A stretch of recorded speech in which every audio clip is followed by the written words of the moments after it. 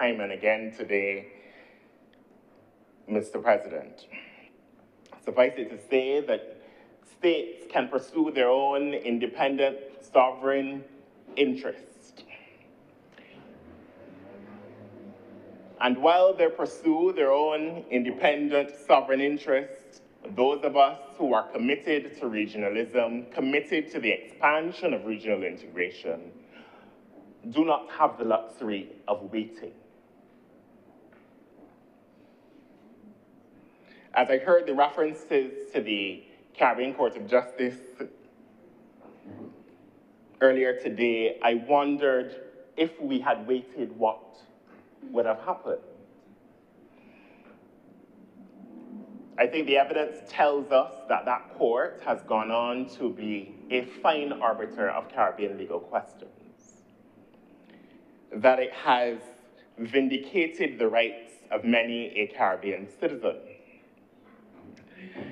and in its operations, Mr. President, has become one of the finest examples of regional cooperation and integration, albeit not fully subscribed.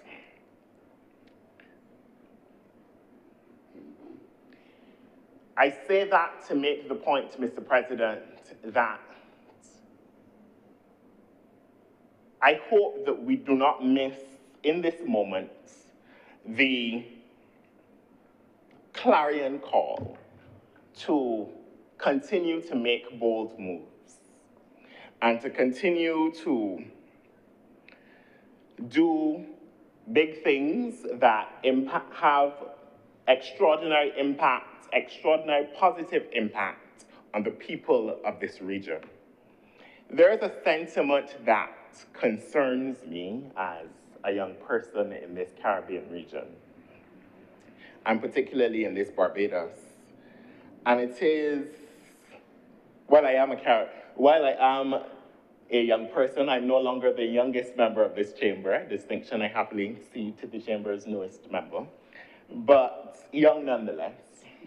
And a sentiment, Mr. President, about how fast we go and how quickly we change. And sir, there seems to be a notion that we are not to go too far and we are not to go too fast, and that the government of Barbados ought to move through governance jittery and breathless and looking over its shoulder. I do not think we have that luxury. The moment defined by the geopolitical challenges that I talked about earlier require us to be sure-footed, to be steady, but to do something. And it is fine to take a breath and to analyze. But I think the Caribbean integration movement, perhaps we have taken too many breaths and we have analyzed to death everything from Sir Tridaf Rampal's report, blanking on the name now, Time for Action, to the assessment of Jamaica in 2017, we report after report after report.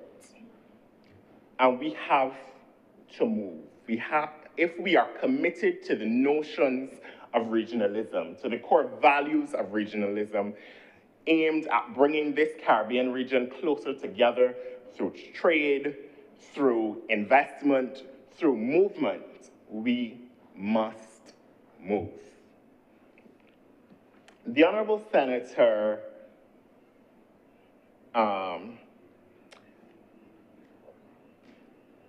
Worrell said a number of things in his presentation this morning. He said that we can't only move when it is convenient. We can't only pursue the aims of regionalism. Governments can't only pursue the aims of regionalism when it is convenient. Mr. President, this is a moment where the government of Barbados is being courageous. It is a moment where the government of Barbados is evidencing a degree of consciousness and conscience, but this is not, Mr. President, about convenience.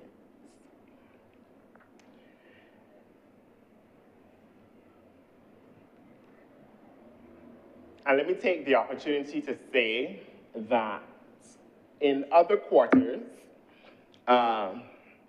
there have been a great number of comments and sentiments that have concerned me on this notion of regionalism and on this notion of a closer Caribbean with deeper ties, sir.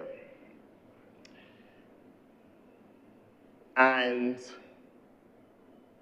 while it is fine to say that, as the Honorable Senator Kevin Boyce indicated, that persons will have some degree of angst and a reaction to the things that concern them, let us be clear that those of us who sit in this chamber and that political parties in the main are not to, well, are not to inspire that angst, Mr. President. They're not to drum up the xenophobia and the insularity. That where there are legitimate concerns, they should be raised and addressed, but certainly in my view, there appears to be a convenience to the narratives that you hear sometimes, a convenience, Mr. President, for political institutions whose track records in recent years on these issues have been clear, some of which you heard today, the ever how welcome wait for a call comment, the indication on the eve of the 2018 election that if a particular political party won the election, we would extricate ourselves from the appellate jurisdiction of the Caribbean Court of Justice. So I don't think that we get to come here and to engage in a historical analysis and to wring our hands about regional travel and that kind of thing, which is a legitimate issue. But let us be clear about the track record. Let us be clear about the things that we have said and done that are impediments to the regional integration movement. Mr. President,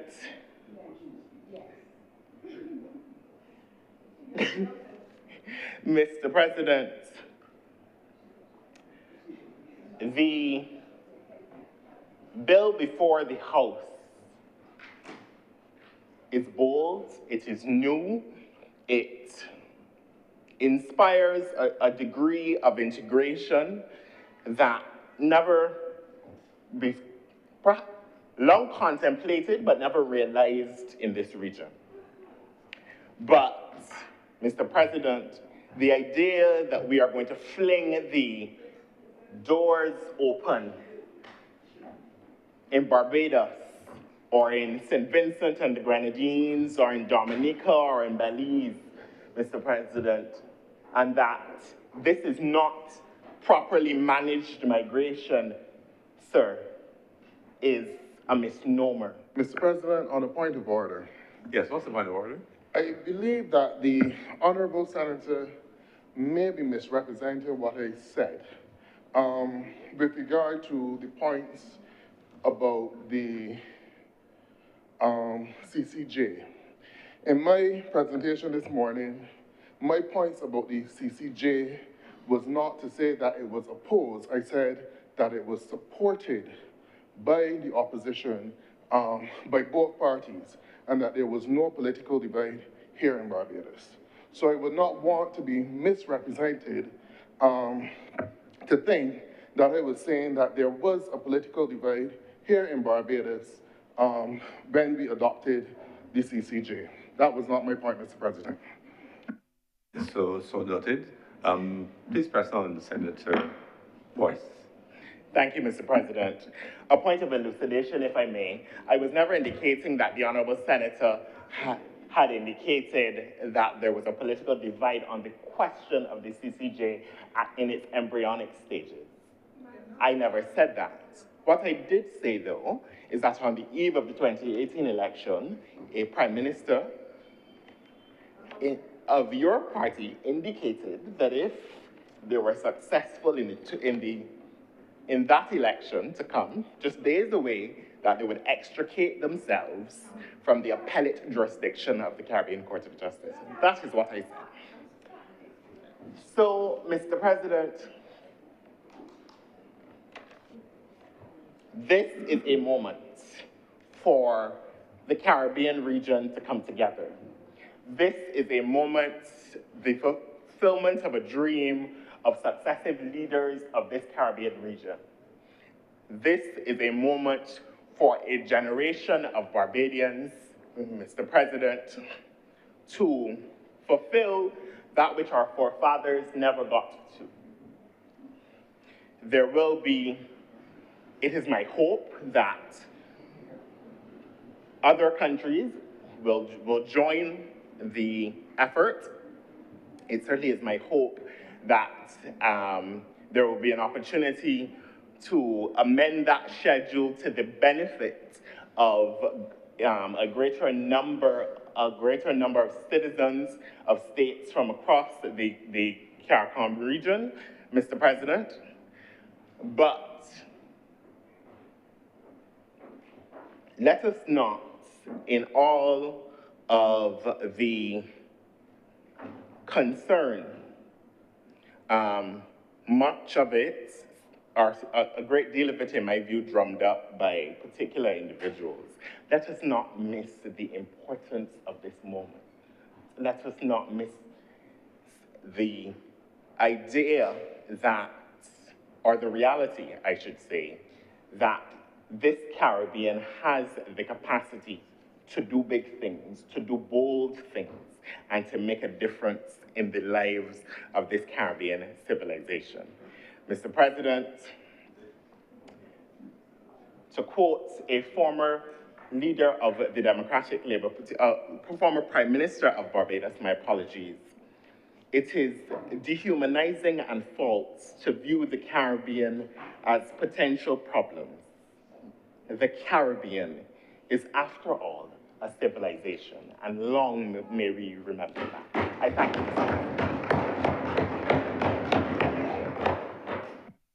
Thank you very much, Senator Andrew Boyce. Senator Dr. Driggs. Thank you, Mr. President. And I want to start by saying I've thoroughly enjoyed the debate on this bill so far.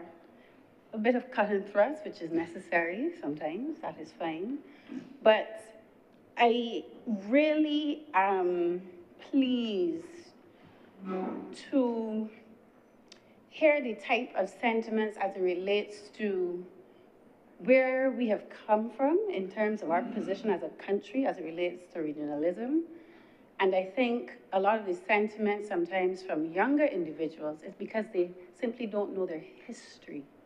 They do not understand the complexity and the trials and the triumphs that have happened in the Caribbean and how that has resulted in the benefits that they currently enjoy today. So, Mr. President, the leader of government business noted that she is not once, but twice, a graduate of the University of the West Indies. Mr. President, I'm not once, not twice, but 3 times.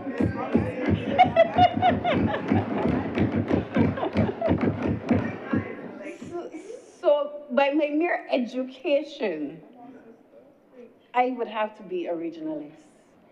And Mr. President, I had the great experience recently to extend the hospitality to an individual who is not from a member state of CARICOM, but who resides and they are a citizen of Martinique. We, as the leader of government business, were in a foreign country over in Ove, and from the time we heard each other, we knew where our geographical home was. And it is those types of interactions that remind us of our commonality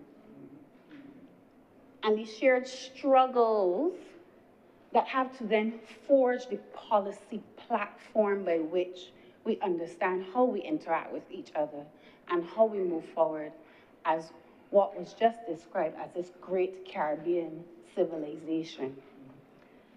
Mr. President, I want to start by saying this bill, as it regards to free movement, also amplifies the notion and the clear fact that it is an extremely difficult task to, one, govern and manage these small island economies that are open to the rest of the world.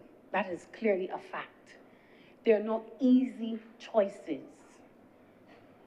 The contemplation that has to go in with the complexity of the problems that we face cannot be an easy endeavor.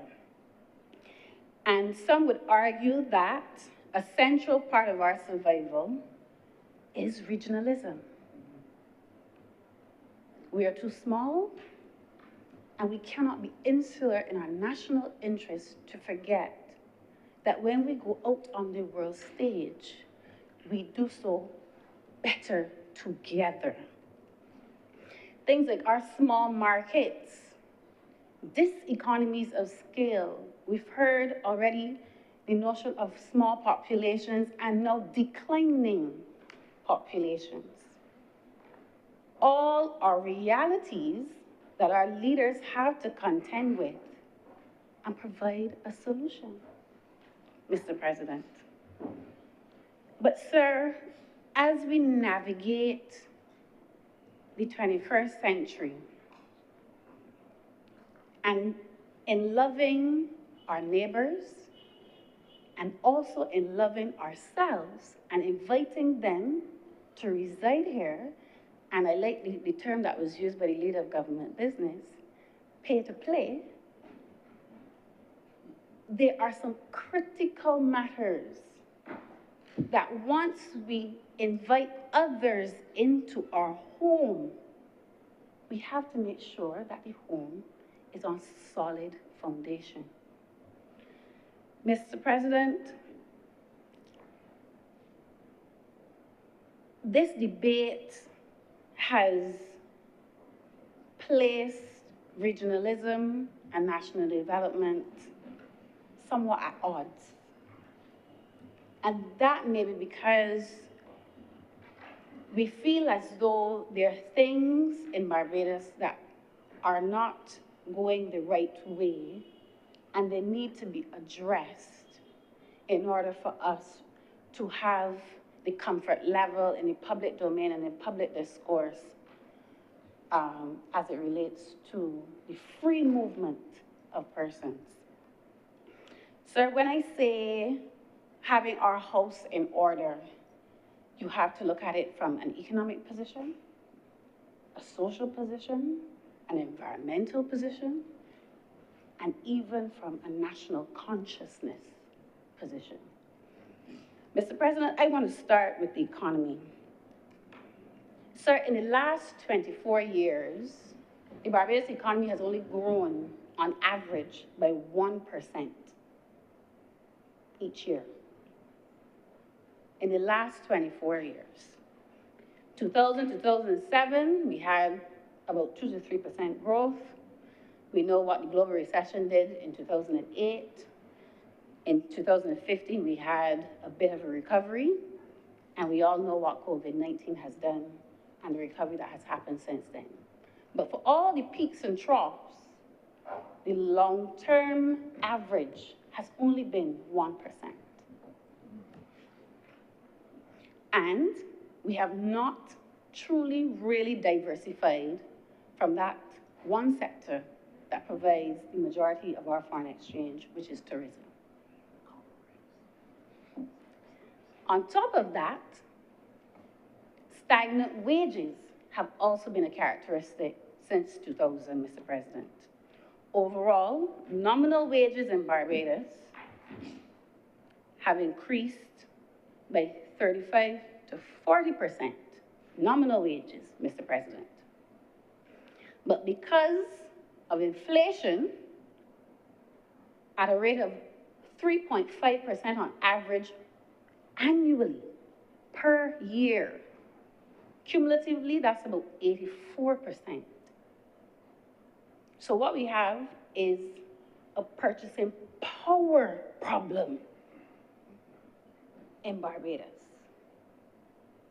So when people have legitimate fears or concerns, this is within the context that these issues are arising as it relates to people coming to Barbados for work, jobs, etc. And I go further, Mr. President, the high cost of living. As it relates to the Caribbean, Barbados is ranked the third most expensive island, only behind the U.S. Virgin Islands and the Bahamas. Then, Mr. President, when we look at these issues, we also have to look at the size of our government as it relates to revenue and expenditure. Mr. President, we are inviting persons to come and contribute to the tax base. But, sir, in the past decade, nominal revenues rose from 2.6 billion to 3.4 billion. That's a 30% increase. Similar trends as it relates to expenditures. So for the last decade, we've had a government as it relates to its tax structure and regime that has grown year on year as well. Mr. President, and the expenditure that comes from government, a lot of that expenditure is in employing people. The Barbados government approximately employs about 21% of the total employed persons in Barbados. And when you make the comparative assessment, it is one of the highest in the region. So you have a large tax base, you have a government that employs a lot of people, 1 in 5 persons. Jamaica employs about 13% of their labor force, Trinidad 15%. But when you get into the range of where Barbados employs, the government of Barbados employs persons, we are comparable with places like the Nordic countries without the benefit of the type of fiscal space that they have. Sir, we have to have context. There are very few Barbadians, I believe, that have an issue with regional integration. As was said earlier, when you go to the heart of the matter, it has always been a free movement of people colliding with the national circumstance of citizens in the country. And Mr. President, I am of the view we can love our country and we can love our neighbors. And in order to do that and inviting persons to come to Barbados, we have to get our house in order. Sir, I am painstakingly going through this because the idea that because you increase the amount of persons coming to Barbados, for instance, to add to the labor force, to add investment into the country and to grow the pie will likely translate to better outcomes. But that may not be the case. Because you throw money, and this is me being very crass in this argument now, you throw money at a problem, but that does not mean you solve the problem, you just throw money at it. Because, sir, what is being translated here is, as you try to widen the tax net, capture more NIS, that does not mean it translates to better service quality. And I am sure that persons coming from those other countries who've signed on to this free movement also want good service. Because they are also now going to what? Pay to play. So the same legitimate concerns that Barbadians have, I am sure when those persons come to Barbados and take up the opportunity here, they will also want social services that work for them and their families. Mr. President, and I believe that that is where the frustration lies, because we have a situation where you have a high tax burden, a high cost of living, but persons, particularly in our middle class, who do not reap the benefits from the taxation that they pay. Mr. President, when we talk about our social services, that we are now inviting persons from across the Caribbean and from these three countries, they expect when they bring their children here to have adequate environments for schooling for their kids. That is an expectation. Mr. President, they expect that they will have the quality of education that is commensurate with the taxes that they will be asked to pay. Mr. President, when you live in a country where the last known official literacy rate was in 2014, was about 99.6% in Barbados, but we don't know what the figure is today, it begs the question, is that standard being maintained in the Barbados education system? Because these types of fundamental things, we don't even know. I mean, I could be speaking out of turn here. But when was the last time we had an official data on our literacy rate? And is that a reflection of pockets of deficiency in the school system? Or is that systematic? And do we need to do something about it? I know the government has made various pronouncements and they've put measures in place for educational reform, Mr. President, because we now have to equip children to not just compete in a Barbadian or even a regional context, but a global marketplace, and to prepare them for a workplace that currently does not exist because of how technology is quickly and rapidly evolving. Do we have the capacity to do that? Do we have the creativity to do that? And those are the legitimate questions that we have to ask ourselves, not just for contention, but, sir, to find solutions. That is the reality. I was very pleased to hear, Mr. President, another area that I had the unfortunate experience of having to interact with is the QEH. Not myself, but a family member. And the QEH is one of those primary institutions and cornerstones of our society that cannot be allowed to fail. It simply cannot. And when we say that we may or may not want able-bodied persons coming, productive persons, we don't know who is coming. And therefore, we will have to cater to them. But in addition to expanding the hospital, which I am completely in agreement with, but it comes at a cost. Let us be clear again. We have to have a better understanding of things in terms of the quality of service, such as improvement in patient safety, for instance. What's happening in our hospital as it relates to readmission rates for persons who visited, patient satisfaction. Because if we've learned anything, because we've built a new facility, that does not, again, automatically translate to improved quality of service.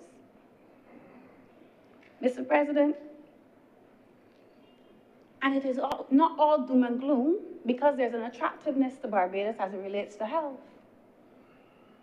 Although we might be third in the Caribbean as it relates to cost of living, we're also the third highest ranking island as it relates to centenarians per capita. So we live long. We live long around here, Mr. President. So that is an attractive indicator to anybody who wants to come to Barbados.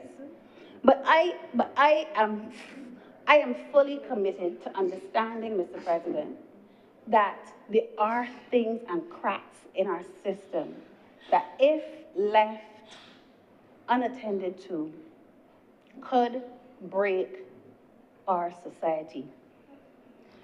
Mr. President, I want to also, as I earlier stated, there are issues of economic importance, social importance, but also environmental.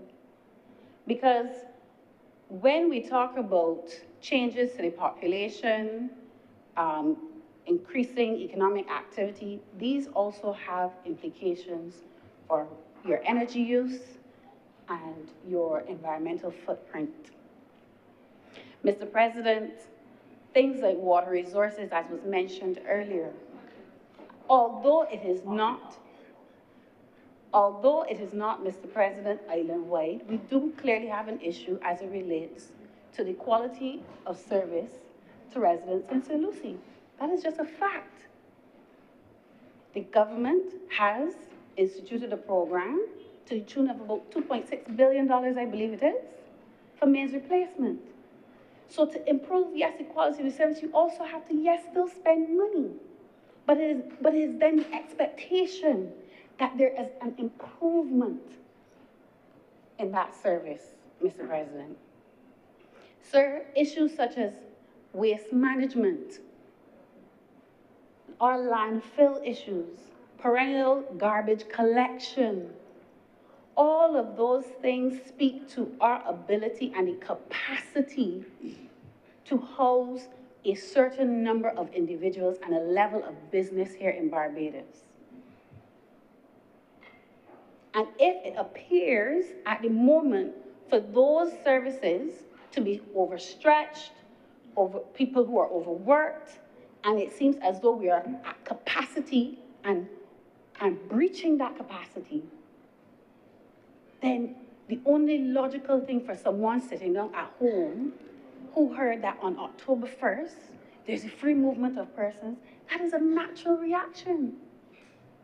But it is not to say that we cannot do one and also identify those core areas that when we do open our borders to those in this managed migration,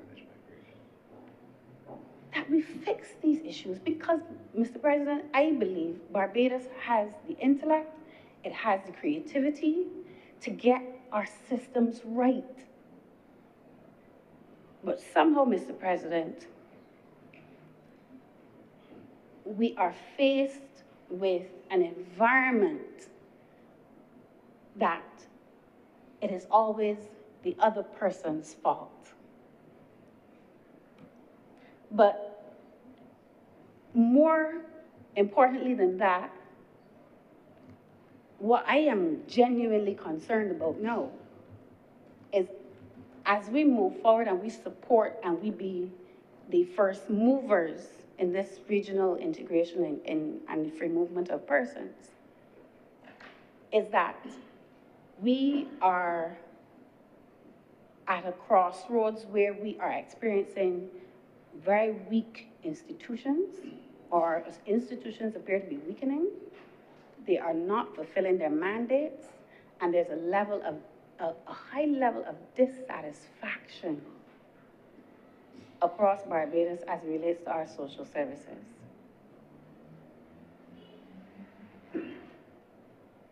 Mr. President, the idea that we have a large problem as it relates to inefficiencies, even when resources are placed within some of our institutions, there seems to be a level of wastage and poor outcomes.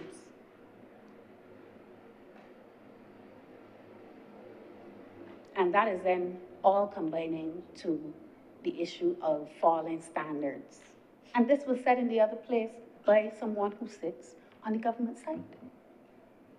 So we are all here living, experiencing it. Mr. President, I believe that as we move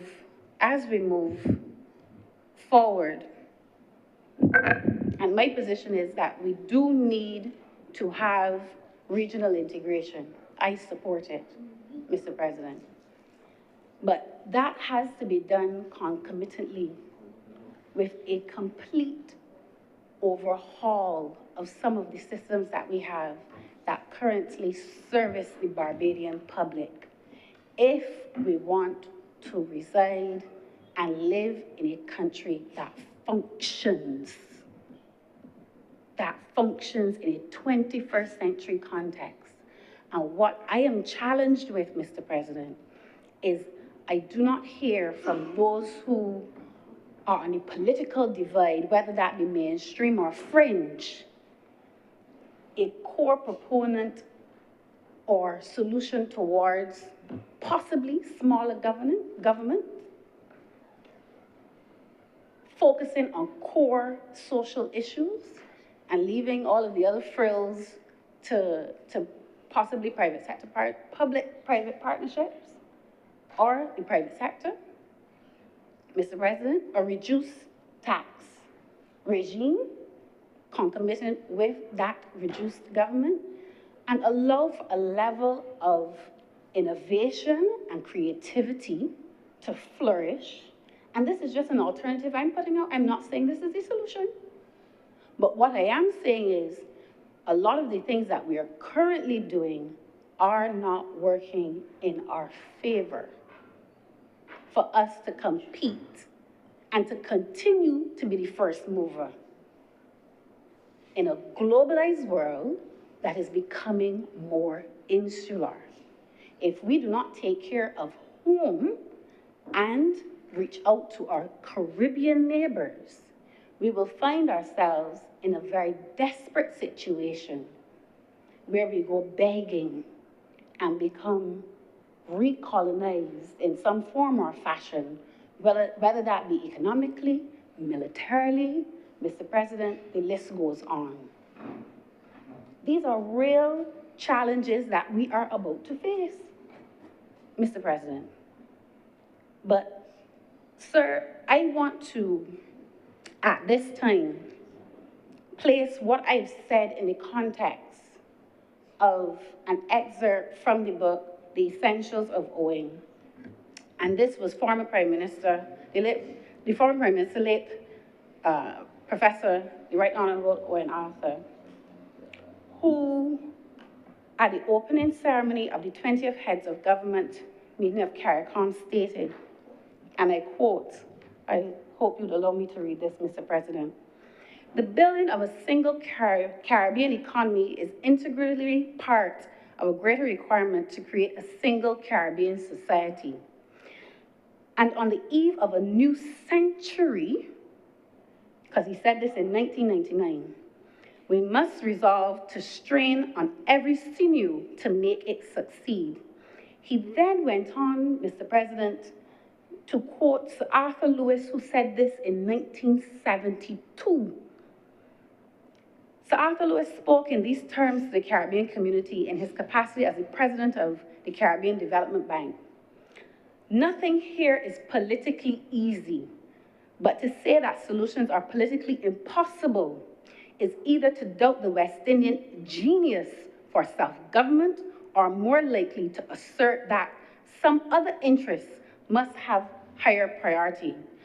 Sound discipline is not genetically determined.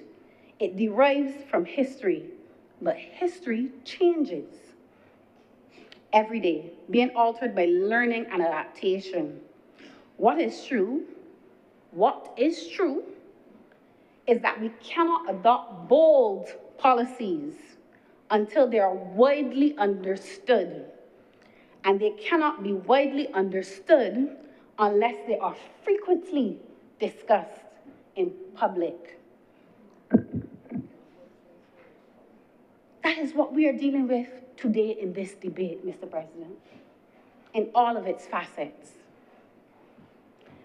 Sir, and I want to end here and quote the former Prime Minister by saying, "We, however, do not have a moment to lose. And it is my hope that 25 years hence, another generation of Caribbean leadership will not be able to proclaim that we lost the moment here in Port of Spain." When regionalism and nationalism collide, Mr. President. Bold ideas that require ingenuity, creativity, but have to sit and reside in the national context in which citizens live. That is what we are dealing with this afternoon, Mr. President. And because of, and I want to wrap up here, Mr. President, because as we be the first movers and the bold policymakers that we are, there is a real and present imminent danger brewing in our waters. And it could single-handedly change the trajectory of our future. It is that simple. Sir, the circumstances that befall us due to the heightened military presence in our southern Caribbean Sea prompt me in this debate to speak the words of the late Maurice Bishop, former Prime Minister of Grenada, who was one of the stronger proponents of the idea of a Caribbean zone of peace. And in 1981, when he delivered in Grenada to CARICOM, the Standing Committee of Ministers of Foreign Affairs, he enunciated and elaborated on what that Caribbean zone of peace means. And I quote, "Some of the substantive requirements to be satisfied in order to have our Caribbean effectively become a zone of peace include the following. 1, prohibition of nuclear weapons in the region. 2, an end to all aggressive military maneuvers in the region. 3, the dismantling of all foreign military bases in the region. 4, the decolonization of all of our territories and the establishment of machinery to end all forms of aggression, including assassinations, mercenary invasions, propaganda interventions, and diplomatic and economic pressures." Mr. President, this is a challenging time for our Caribbean leaders, and it is my hope that we truly put partisan politics aside to deal with matters that will affect us all. Because, Mr. President, we are living in an era that diplomacy no longer seems to be the first order of the day. And it is clear that there will be no easy choices or options. And Mr. President, I would hope that Barbados continues to be at the forefront of the fight for that great Caribbean civilization that we know is possible. Mr. President, I thank you. Thank you very much, Senator Dr. Driggs. Senator Trim. Mr. President, colleagues, I rise to make my contribution to this chamber. Senator Boyce mentioned that he is living the CARICOM dream. I have no doubt, yes, I have no doubt that I am doing the same. I came to Barbados from Ghana when I was 2 years old. My father and my mother preceded me. My sister, she's 10 years older than I am. And my brother, interestingly enough, though 5 years younger than I am, was also born in Guyana. And I have never hidden the fact that I am Guyanese by birth, but as you can hear from my accent, I am possibly as Bajan as they come. And so this bill to me is personal because I have lived and experienced what CARICOM means. To be able to stand here to me is a testament of CARICOM and what regional integration looks like. However, I want to note that the seeds that I believe that our forefathers intended when they envisioned the Federation, when they signed the Treaty of Chaguaramas, we haven't fully reaped those. We have not fully manifested that reality. And while I, like many others, attended the University of the West Indies, and I have friends across the region, having chaired the Caribbean Regional Youth Council and being involved in youth work, I've traveled across the region and I've had the ability to embrace Caribbean culture. And one thing that has stood out to me is that the only difference in many instances between myself and my friends across the region is really what the port that we got off at, or offloaded at the enslaved, or those who were to become enslaved. And so we act, and I said bus stop, because we really aren't that far apart. We really aren't that different. A lot of the words that we use here as part of our dialect, they're used elsewhere. A lot of the foods that we eat are called by another name in another territory. And so we act as though there is this vast divide, this vast difference, when the reality is that it does not exist.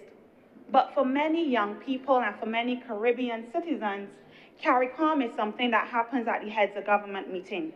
It is something that we see a communique about, a joint statement. It is something that we hear about as a news soundbite. But in many instances, we are unable to figure out, ignoring that many of us went to the University of the West Indies, ignoring all the other ways that we are integrated, that the products that we use often come from right across the sea, right across the Caribbean. We cannot place it in our lives, and so oftentimes it remains outside our scope or outside of our thought process in our day-to-day life. Mr. President, I've heard a lot about CARICOM and regional integration and the Caribbean free movement today, and indeed that is what we are here to discuss. But I want to talk about my reality in CARICOM and therefore what CARICOM means to me. Like I said, I came here when I was 2 years old. Many persons do not know that the first encounter that I had here, I do not remember this, but my sister and I were deported because we came to meet our parents here. She was about 12, I was 2, and we were deported, and my mother had no idea where we were. My aunt put me on a plane, and Barbados put me right back, and we went home. So my mother was frantic at the airport because she had no idea where her children were, having never been called, and my aunt was frantic because my mother is calling to figure out where her 2 girl children are. But let me skip forward to things that I do remember, because I was 10 years old in 2008, and I remember when they said it was time for a change. And I remember going to political rallies, and I remember how xenophobia rose in Barbados to a deafening noise in my ears. I remember the conversation on the street, similar to some of the things that we heard in here today, that Guyanese were here to take our jobs, that the Guyanese women were taking the men. Moreover, you had a song called GT Advice. And so it fed xenophobia, it fed tension, it fed fear as entertainment. And so when we speak about freedom of movement and regional integration, for some it is theory.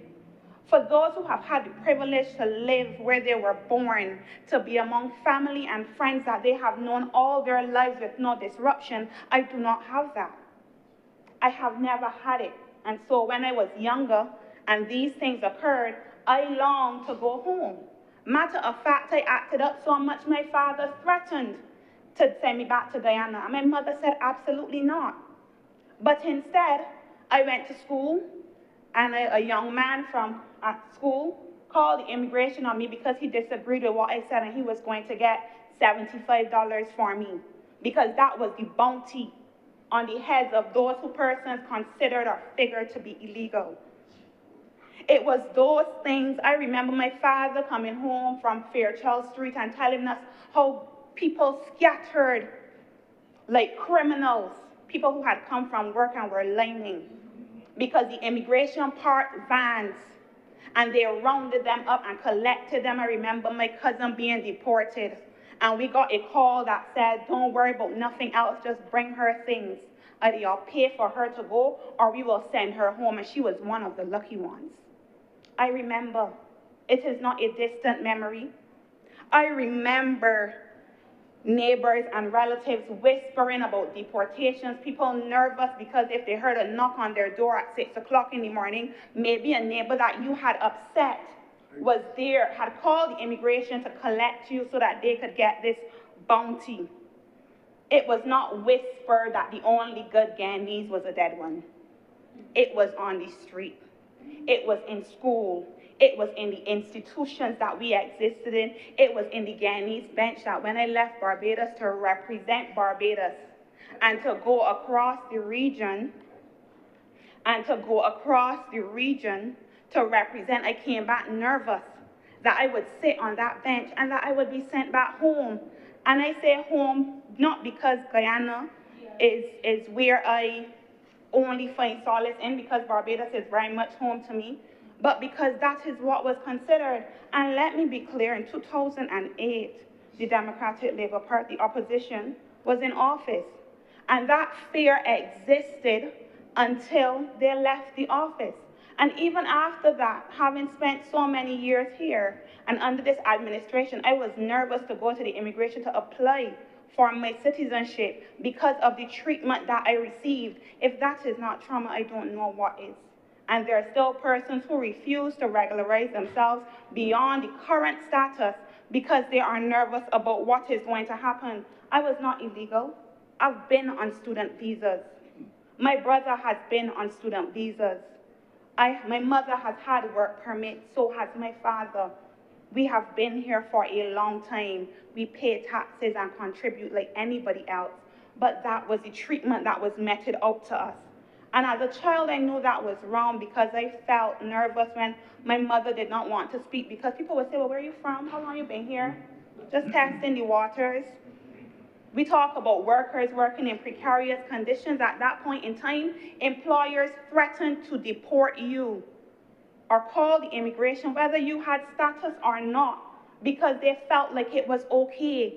And so today I call it what it was, state-sanctioned xenophobia. And so I listen and hear today, and I hear words that are very reminiscent of that. The language that we use, these people, foreigners, they are your brothers and sisters. We are your brothers and sisters. We are not strangers. We talk about sowing seeds of doubt in the younger generation. That was said by the Honorable Opposition Senator. That is what doubt looks like. Because for a very long time, CARICOM did not work for me. I was free to live here to some extent, but I was not free to live because I lived in a lot of fear. And I speak not only for me, I speak for others. For those who missed it, Ever So Welcome Wait for a Call was said in Guyana about Guyanese nationals coming to Barbados. It was blunt. It was symbolic. It was not about employment. It was about identity. And upon reflection, it is about how we shut our borders and our doors to people who come from this Caribbean space. We talk about successive governments embracing the CARICOM community. There was no community in that. And so rhetoric replaced compassion during that time, and national pride was a tool of division. Many persons here have talked about nationalism. Nationalism is being weaponized for political expediency across the world. The idea that somehow we have always had scarce resources. We have always had unlimited wants. We have always had to decide who gets what, when, and how. That is the basis of politics. That is the basis of our existence. This is not new. Mr. President, we cannot change the past. Try as we may, and we see it happening across the world, there are attempts to rewrite history. We can atone, but we cannot amend. It is what it is. And therefore, we should ask ourselves, what is next and what ought to be? What we can do is that we can learn from that time. We can learn how to create a more fair world. We can learn how to be honest about those mistakes. But for any member of the former administration to deny the treatment of CARICOM nationals under that administration is profound dishonesty. And it would be to engage in historical amnesia. There was a song this year called We Forget, I think it is. Well, I want to say that many of us remember. The leader of government business spoke about how we are seen, and I say we because, like I said, y'all heard the accent. People do not care where I was born. I've lived here all my life, and therefore I am Barbadian. And so when we leave here and we go across the region, they remember what we say. They remember our treatment. They remember that period. There was mention of not tarnishing our regional integration efforts. Between 2008 and 2018, guess what? It was tarnished. This is the reparative work. We are repairing our reputation as leaders within the CARICOM community.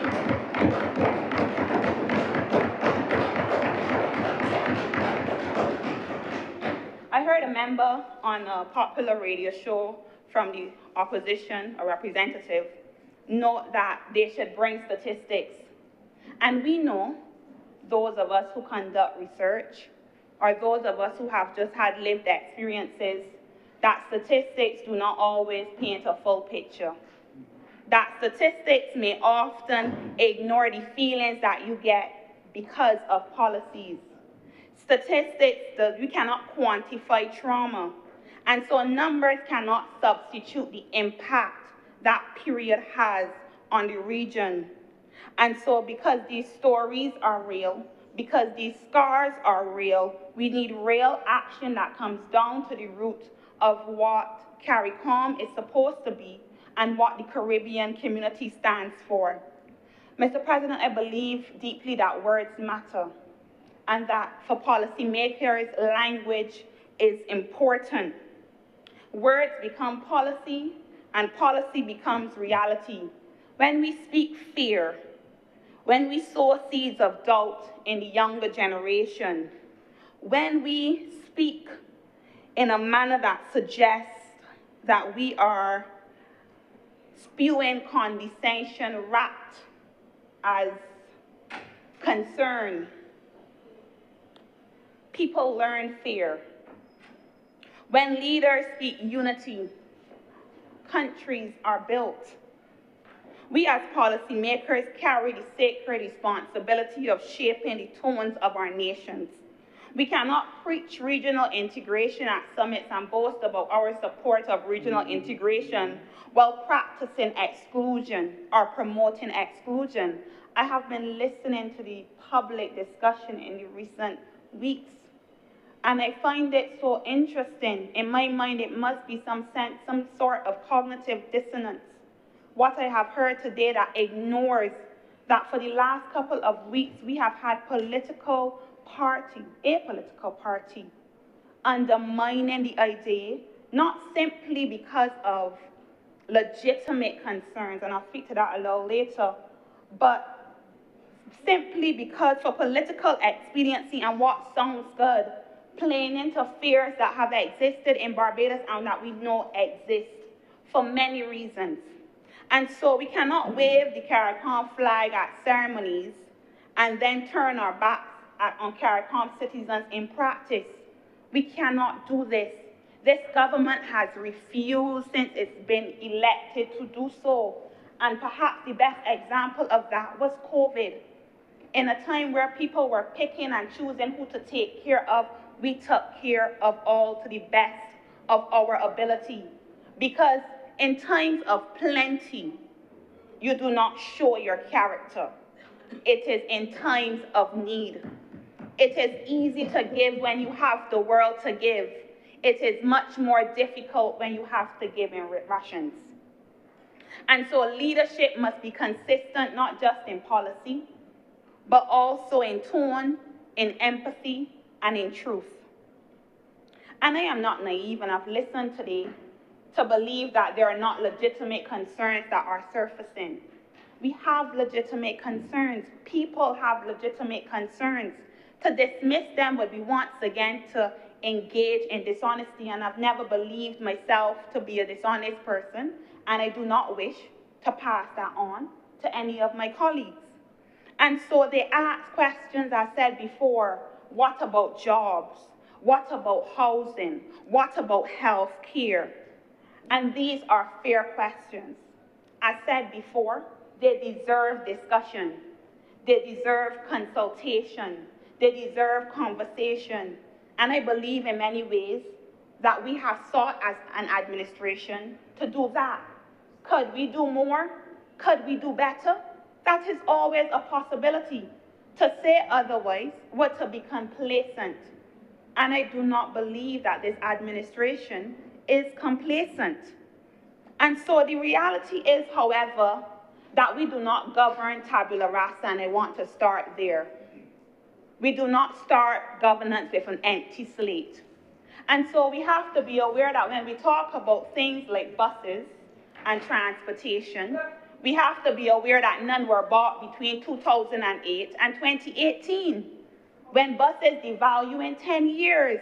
So now you are building a new fleet. When we talk about healthcare, if you have not invested in your healthcare system for 10 years, you have to once again invest. When we talk about social care and social networks, if you have not done that, if you have not strengthened them, if you have not supported them, ultimately, you have to now do it once again. And so we are seeing that work, and that is not to say that we have gotten where we aspire to go, but it is to say that we are on our way, and we cannot stop. But we also, at the same time, cannot stop doing the work in the now, which means that the legislation and this bill, freedom of movement, is not the cause of those challenges, and it will not be their cure. It is to say that these challenges should not be used as an excuse to delay our regional obligations. We are signatories. We have not been forced. And so therefore, if we are signatories, we have a responsibility, an obligation to operationalize what we are signatories to. Freedom of movement has always been a commitment under CARICOM. This is not something that has shocked us.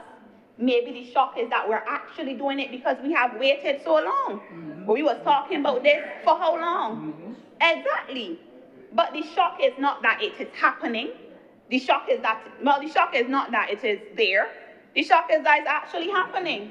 And so in my mind, to me, to my generation that has been hearing about CARICOM for ages, I think the government should be commended for making sure it actually happens.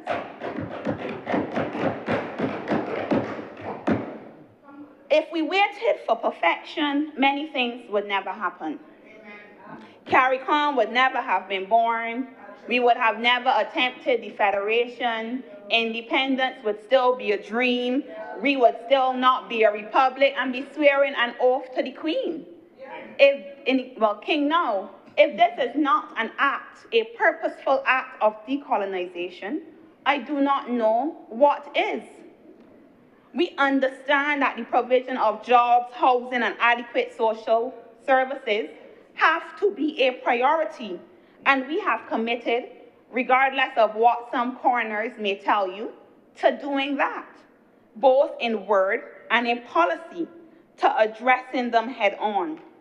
But these kind of developments require action whether or not we open our borders, whether or not there is freedom of movement. It has to happen. And so it is our responsibility as policymakers to fix what has to be fixed and not to once again scapegoat or delay regional integration and freedom of movement, because once again, I wish to remind you that we have freely signed this. And let us be practical, Mr. President, because this bill is not opening the floodgates, as said by Senator Boyce and Willie Boyce as well. It provides a structured, lawful process. You register with the Ministry of Labor and Social Security. You contribute to the NIS scheme. You are part of the formal economy. You are paying taxes and strengthening systems that some fear they will burden. They will be workers. There is no assumption that persons who are coming are going to be welfare recipients, that they are automatically coming begging, bowl, please may I have some more, let me and Oliver Twist. That is not what is happening. They are contributing, they are not competing. And so because their entry and status will be transparent and documented, this framework actually reduces what has the concern been about labor. Employers get away with things because we don't know. We could do our best, but we don't have eyes everywhere. Nobody ain't got eyes in the back of the head. If people do not report that they are being paid less than the minimum wage, or not up to industry standards, or in subpar conditions, then that is something that challenges the government to enforce. We have the Employment Rights Act, the Safety at Work Act, Shops Act. Our legislation is some of the best across the region. And we have an opposition that has many instances opposed every set of labor legislation that this government has brought. Matter of fact, a few weeks ago with the Minimum Wage Act, the raising minimum wage, it was going to cause this hullabaloo of chaos. The sky was going to fall, and people were just going, and businesses were going to close down. And so if you are going to continuously oppose the protection of workers or the improvement, it is difficult then to stand and say at the same time that people are going to be taken advantage of. If you support the increase in minimum wage, why are there conditionalities? We know that minimum wage had to be increased. Ironically, they also oppose the Hotel Concessions Act. And so those are the kind of things that we are seeing that do not align. They are not consistent. It wobbly. In one instance, you want to see progress, you want protection, you want development. In the other instance, you support it, but. And the buts oftentimes are really politically expedient points that oftentimes should not detract from the work that is being done. And so, let us talk honestly, that is the important word, about the need for better housing and some regulations. Let us talk honestly about the need for more efficient health care. Let us talk honestly about stronger social support. But let us also be clear that those are national responsibilities that the government has with or without this bill. And so those cannot be the scapegoats. I agree that there has to be more public education. I agree that we have to engage Barbadians because we have a lot of colonial mindsets about other Caribbean countries. But this is not the time for fear. This is the time for leadership. Leadership that understands that progress rarely comes in comfort, and that understands as well that our development cannot be built on exclusion, and we cannot grow by closing our doors. And I know that some would prefer us to stay at home and govern, because every time we talk in here, they talk about the Prime Minister's travel, as if she is not advocating on our behalf in a world where the haves and the have-nots are becoming increasingly disparate. And so this government is committed to doing both. Senator Drake talked about the fact that sometimes it seems as though regional integration is at loggerheads with national development. And it seems like that, yes, because we have challenges, and because once again, because there is fear, but it is a challenge to upgrade our systems. It is a challenge for us to do better, to expand our infrastructure, to modernize our policies, and to govern with fairness and foresight. It is not one that we should shirk from.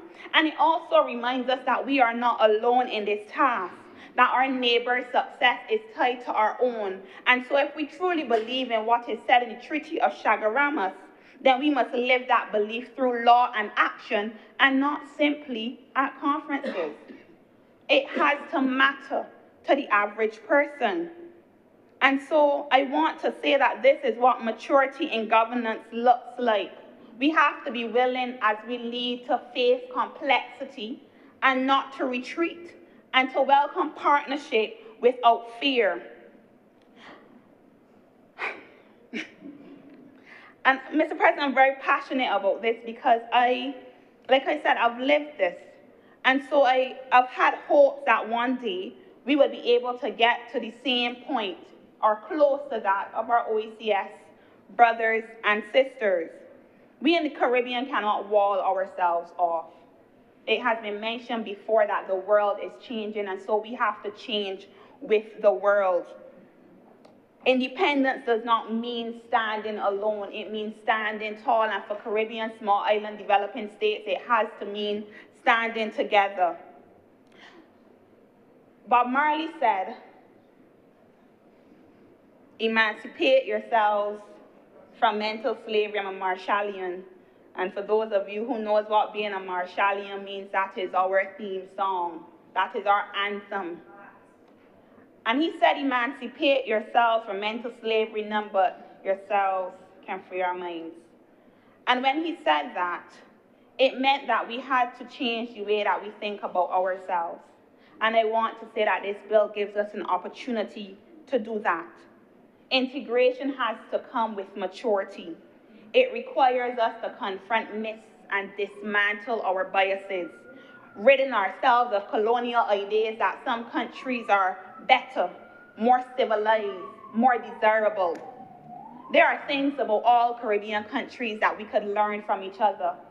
There are things about each other that would vastly improve our quality of life. My mother could find a bush for everything. I never know somebody that could find a bush like that. So in our neighborhood, people used to come and ask her what kind of bush they could use. But she had a bush for everything. And some things that when I was younger, I would go to school and see and be like, that's lizard food. My mother said it had medicinal properties. And so that kind of knowledge is knowledge that is important in this region. Comparison killed the Federation. We cannot allow it to kill CARICOM. Mr. President, just two more things, if I have the time. 2 things in 2 minutes. Oh, 2 minutes, okay. The first is that we have no issue encouraging our young people to seek opportunities in metropoles. We send them so quickly, we're so excited. We all know somebody there. But it seems to baffle us that we could find opportunities within the region, across Africa and in Latin America. In a world that is shrinking, we have to expand our opportunities by exploring untraditional routes. Because if all doors are closing, we have to build new ones. And this bill is not occurring in isolation. It complements other legislative shifts that are occurring in order to align with both our moral values and our regional commitments. Mr. President, I close by saying that this is what a reimagined regionalism requires. In a world where nationalism is on the rise, where countries are turning inward and fortifying themselves, Mr. President. We cannot match the scale of global powers, but together we can match their resolve. This bill is about defining who we are as Caribbean people. This bill is about making sure that we are in alignment with the spirit of CARICOM. It reinforces the principles that our people should be free to work, to move, and to belong among the region. It brings the ideal of the Caribbean community to life in practical human terms.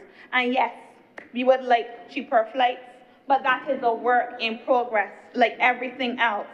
And it positions Barbados not as a reluctant participant, but as a bold leader in regional progress. Because, Mr. President, if once we heard ever so welcome wait for a call, then today we say with pride and conviction with this bill that this is the call to build, the call to believe, the call to become. And I thank you, Mr. President.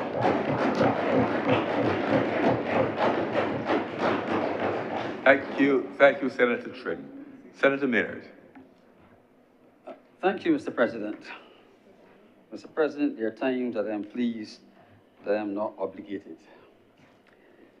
Mr. President, I rise as a Barbadian, as a Caribbean national, and as a CARICOM national, Mr. President.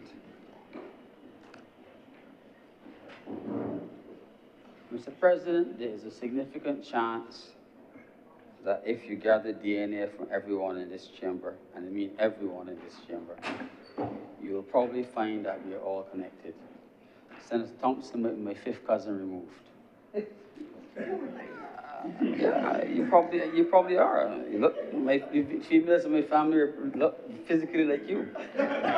So, but Mr. President, I attended the graduation ceremony at the UWI on the last weekend. There were about 1,000 graduates. And I was thinking at times about this bill, and asked myself, do these people with these different names look any different from Bajans? And they did not.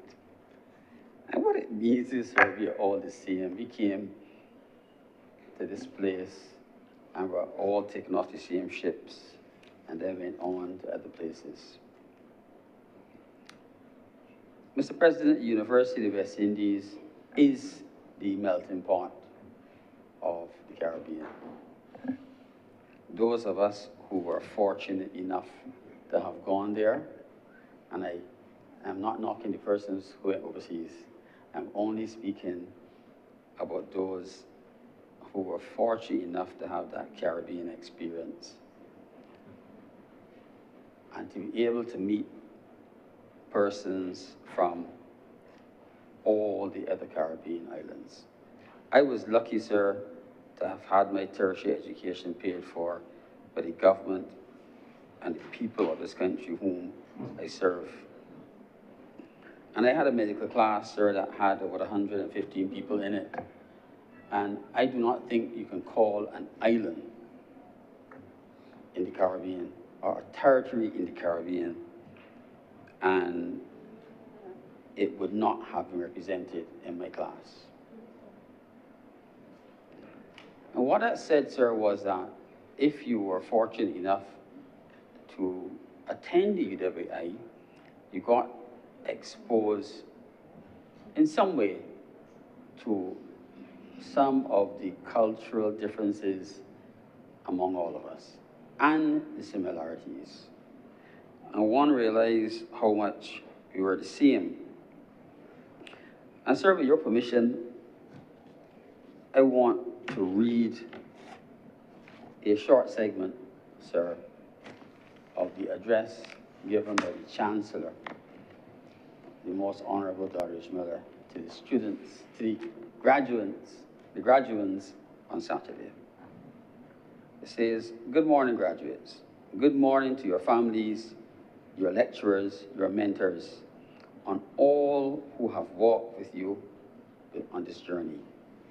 So today we gather not merely to mark the end of an academic chapter, but to celebrate the beginning of a new Caribbean story. One that you, the class of 2025, are uniquely positioned to assist in crafting. He must have been thinking about his answer. He must have been. The reality is that the UWI and the people of the Caribbean are together as one, and it's not by accident. I will continue. He said, you arrived through sacrifice, through resilience, through nights of study and days of doubt, through balancing, in some cases, work and school, family and ambition, hardship and hope. You arrived through hurricanes, both literal and metaphorical. You arrived through the pandemic's lingering shadows, through economic uncertainty, and through quiet battles that no one saw, but you endured nonetheless. And I want to read the last paragraph of his address. You are ready to build economies that are inclusive, sustainable, and bold. You are ready to challenge the status quo. You are ready to lead not just with intellect, but with heart. You are ready to show the world what the Caribbean can do. So I urge you, go forward, go proudly, go purposefully. And above all, never forget, you are UWI, you are Caribbean, and you are unstoppable. Mr. President, if I did not support this bill before, I have to support it now. But despite my acceptance that what the changes this bill will bring will more than likely benefit this country, I do have some concerns about what could be the immediate effect if there was a surge. I'm not saying there is going to be a surge if there was a surge. Mr. President, we have a population, and I think our last census was in 2023, I believe. A population of less than 300,000 people. I heard it said today that the population was not growing, and that is not true. The population is growing, but the rate of growth has slowed. It is most definitely an aging and aged population. If you have any doubts, visit the QEH, and you will see, or go into a supermarket, sir, you will see what I mean. The population is definitely an aged population. And sir, anytime you have the possibility of migration, you cannot predict who will come. You can probably exclude some people. You can exclude the criminals and those who might do the country harm, but you cannot exclude those who will come with chronic non-communicable diseases. You cannot exclude the children who need to go into schools. And last but not least, you have to provide all the services, all the social services, and all the normal needs of existence. Mr. President, on Sunday, I think on Sunday's press, there was a big picture of my good friend, now Dr. Burrada, standing for a picture with the Chancellor and the Vice Chancellor of UWI.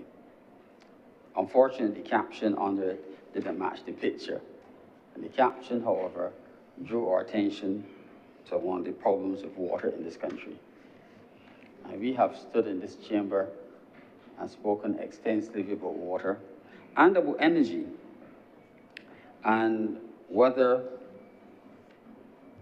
having reached 98% capacity for our water supply, what else we can do.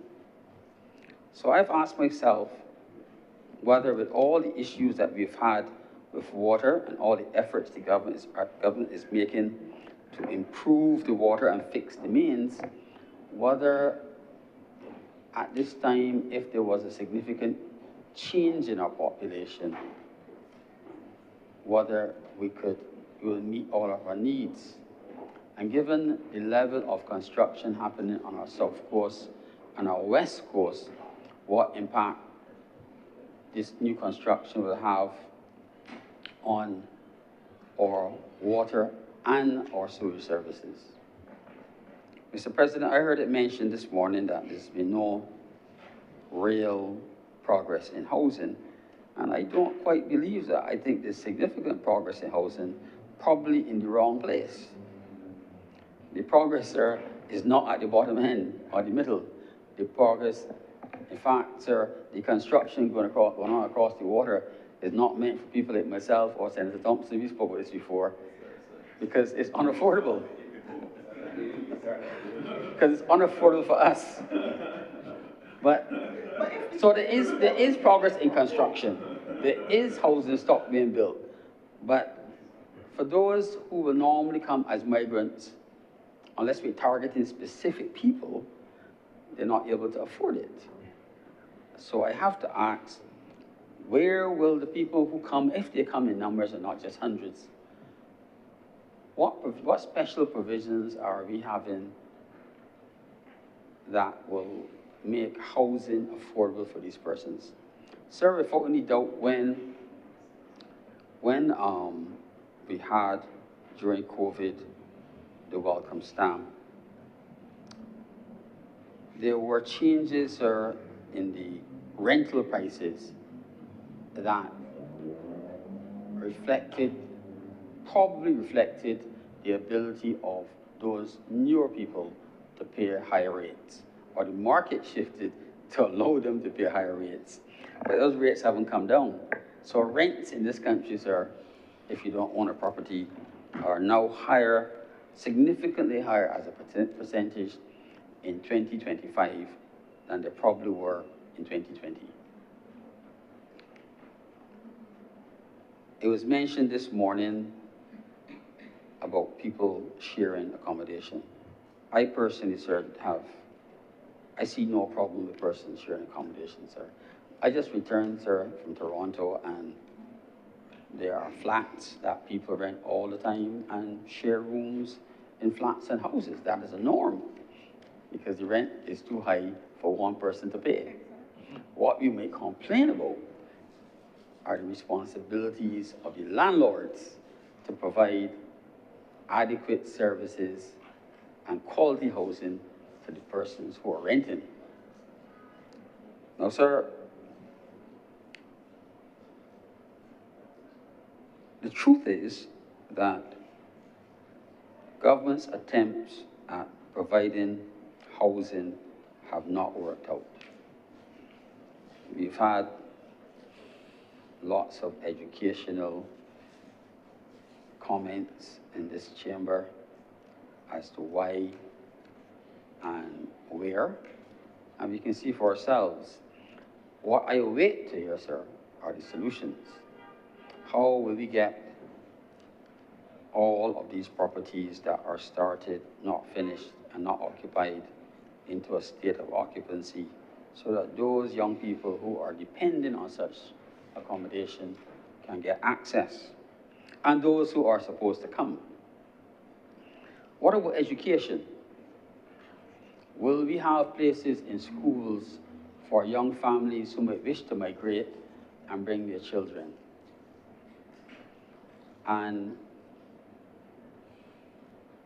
even for those, sir, who may wish to pay for their children's education, do we have adequate spaces in our private schools for children to go into? Sir, there's a mention of contingent rights to education, healthcare, and social services. I do not wish, sir, in the absence of my colleague, Senator Walker, to speak on education, on healthcare, sir, But there will be adequate time, I believe, to do that. But healthcare has its own issues in terms of capacity and the movement of patients, particularly, and the speed of movement of patients, particularly in the tertiary care system. I do not wish to say I told you so. However, sir, I have to say it. I did say that if you expanded the A&E before focusing on the problems of flow in the hospital, you would only make it worse. And sadly, sir, for the sixth time,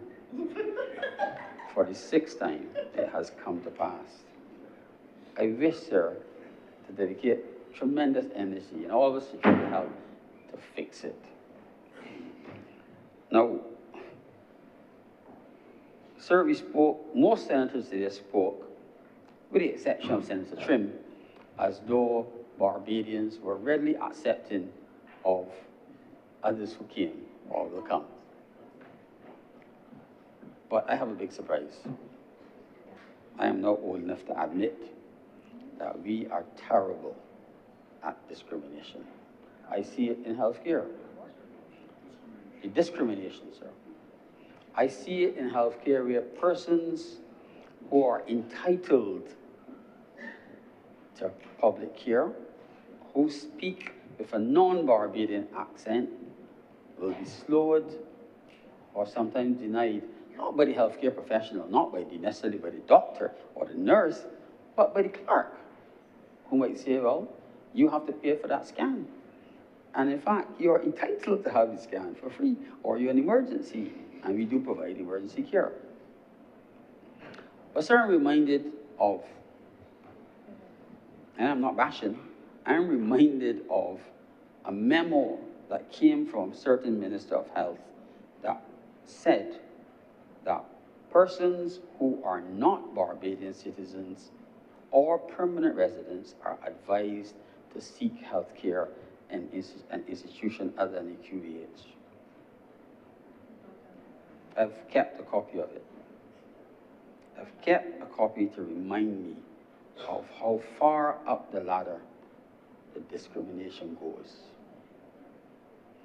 Sir, I would like to appeal to all of us, Barbadians, non-Barbadians, please do not discriminate against our Caribbean brothers. We Barbadians have had the privilege for a long time of traveling within the Caribbean and migrating within the Caribbean.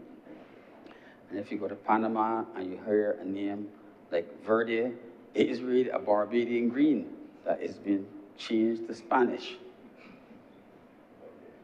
We have spread our genes all over the Caribbean. And some of the persons that we discriminate against when they come here are our brothers and sisters who have returned. So I wish to close by, and if you remember nothing else that I've said, it's only this. Please, we must not discriminate against our own families. Thank you, sir. Thank you very much, Senator Maynard. Senator King. Thank you very much, Mr. President.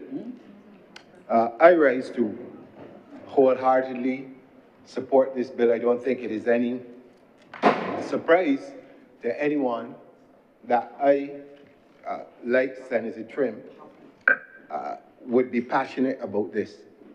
As an artist, I can say here, without any reservations, that the Caribbean has supported my journey and my profession as an artist, from the Bahamas all the way down to Guyana. And it would be remiss of me to even conceive not supporting anything that gives us the opportunity to really realize the potential of the creative industries themselves within this region. Sir, when we look at where we are today, I believe those persons who were members back then dealing with the Federation, wherever they are today, I believe that they'll be counting on us to do the right thing, to finish the job that they envisioned but were unable to complete. I want every single one of us in this room to think seriously about what this means, not just for ourselves, but for future generations.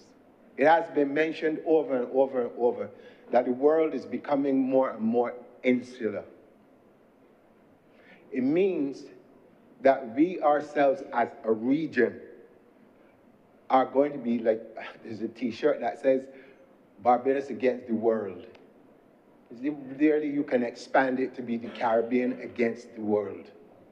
And it's not that we have anything that we're against people, but because things are becoming more insular in other parts of the world, we get pushed further and further and further away from the big conversations that are going to affect geopolitics. If we do not understand the simple concept which all of us probably learned as children, Prime Minister talks about it a lot, and I smile. The idea of many hands make like work. We have to. This is not even a plea for us to even consider. In American philosophy, this is a no-brainer. Because at the end of the day, this region individually cannot survive in the global sense. It just can't. We don't have the resources, we don't have people, we don't have the knowledge in terms of technology and all the other things that are happening. But together, I believe we have a lot to offer ourselves to our own survival. I want you to think about this, because these are things that I guess with an artistic mind, I think things in a complete different way than most other people. Some years ago, Marvel came up with this wonderful movie that everybody was going berserk over, the Black Panther, and had this idea of Wakanda, this place where technology was, you know, it's a utopia kind of place for persons. And you know, the very first time I looked at it and I watched the movie, and I thought to myself, well, why does this have to be fantasy? What stops it from becoming a reality? What stops 166 square miles from thinking that this is possible? What stops us from believing that we have something to offer the rest of the Caribbean, and by extension, the rest of the world, in building out ourselves as that quote-unquote Wakanda? That place where people in the region feel that they can come and excel, from education to business, culture, innovation, whatever. Oftentimes in the manifesto, we talk about Barbados becoming a hub. This gives us the opportunity as a testing piece between these four countries.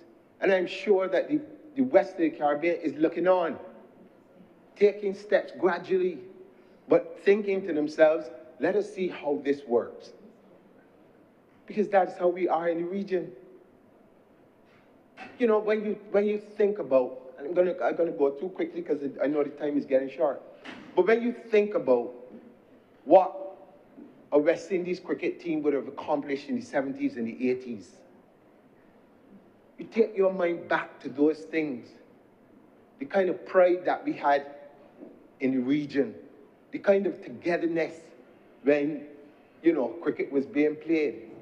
Even from a musical standpoint, You know, you go to a cricket ground and you hear gypsy singing, Captain, the ship is sinking. There's a certain amount of pride, a certain amount of unity, a certain amount of identification as being West Indian or Caribbean that none of us in this room could deny.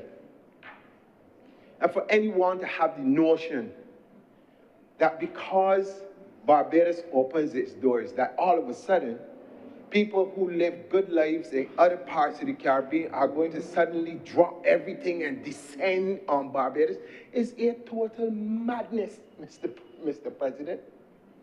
Or old people in particular. Think about it when we get serious about this.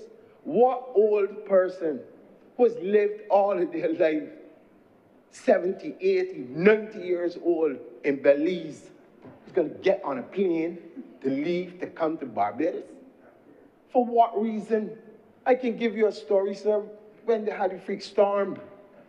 An older man, I left home in the middle of the night to move him from the house that he was in because I knew that house could not sustain in that environment. As we used to say when we were younger, I had Gurkha to get that man out of the house. But you imagine, luckily, he gave in and moved. After it was over, when he went back, his house was destroyed. No, he would have died in there if he didn't move. But this is how older people are.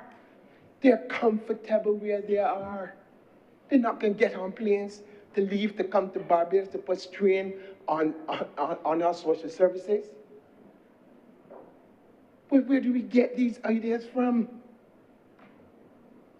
But yet we forget that in the 40s and 50s, a lot of our people moved throughout the Caribbean in teaching professions, in nursing professions, all the things. I have relatives as far back as having Panama money and coming back to Barbados and picking up the whole family and going all through the Caribbean. Money ran out in St. Lucia. Money ran out in St. Lucia. So I got relatives in St. Lucia. I got relatives in Guyana. I got relatives in Trinidad. I got relatives all about to start here in Barbados. So this notion that for somehow that you have a false, almost superiority complex, that people are going to descend and depend on Barbados for a living. Is it parliamentary to say this is a nonsense, sir? I ask. If you're speaking about something, you can call it that, but you cannot say that anyone is speaking nonsense. Okay.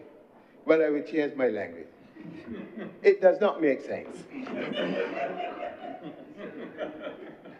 It does not make sense.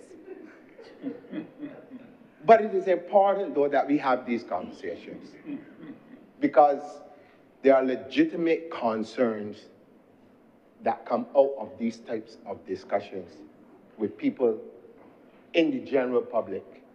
And it tells me that we need to do more in terms of our communication with the general public as to how these things, what are the benefits, and to also to listen to the concerns of persons so that we can alleviate some of the fears. Now, one of the things that I myself would always consider when you're moving to a different place, by the time you're small, you always hear, when in Rome, do as the Romans do. Well, I have seen in Barbados that don't actually work. I give you some classic examples. Many years ago, anybody building a house would just put blocks on where it was, and that house would get built. No, boy wouldn't move anything. Lately, you look, you see blocks behind marks. No, think about it. These are very serious. Someone is building, and every block that is on the plot got a mark on it, which means that people are stealing. You had another case where, at one point in time, you're building, and you got copper and all these different things there, then all of a sudden, copper start disappearing. Let me get real. You understand?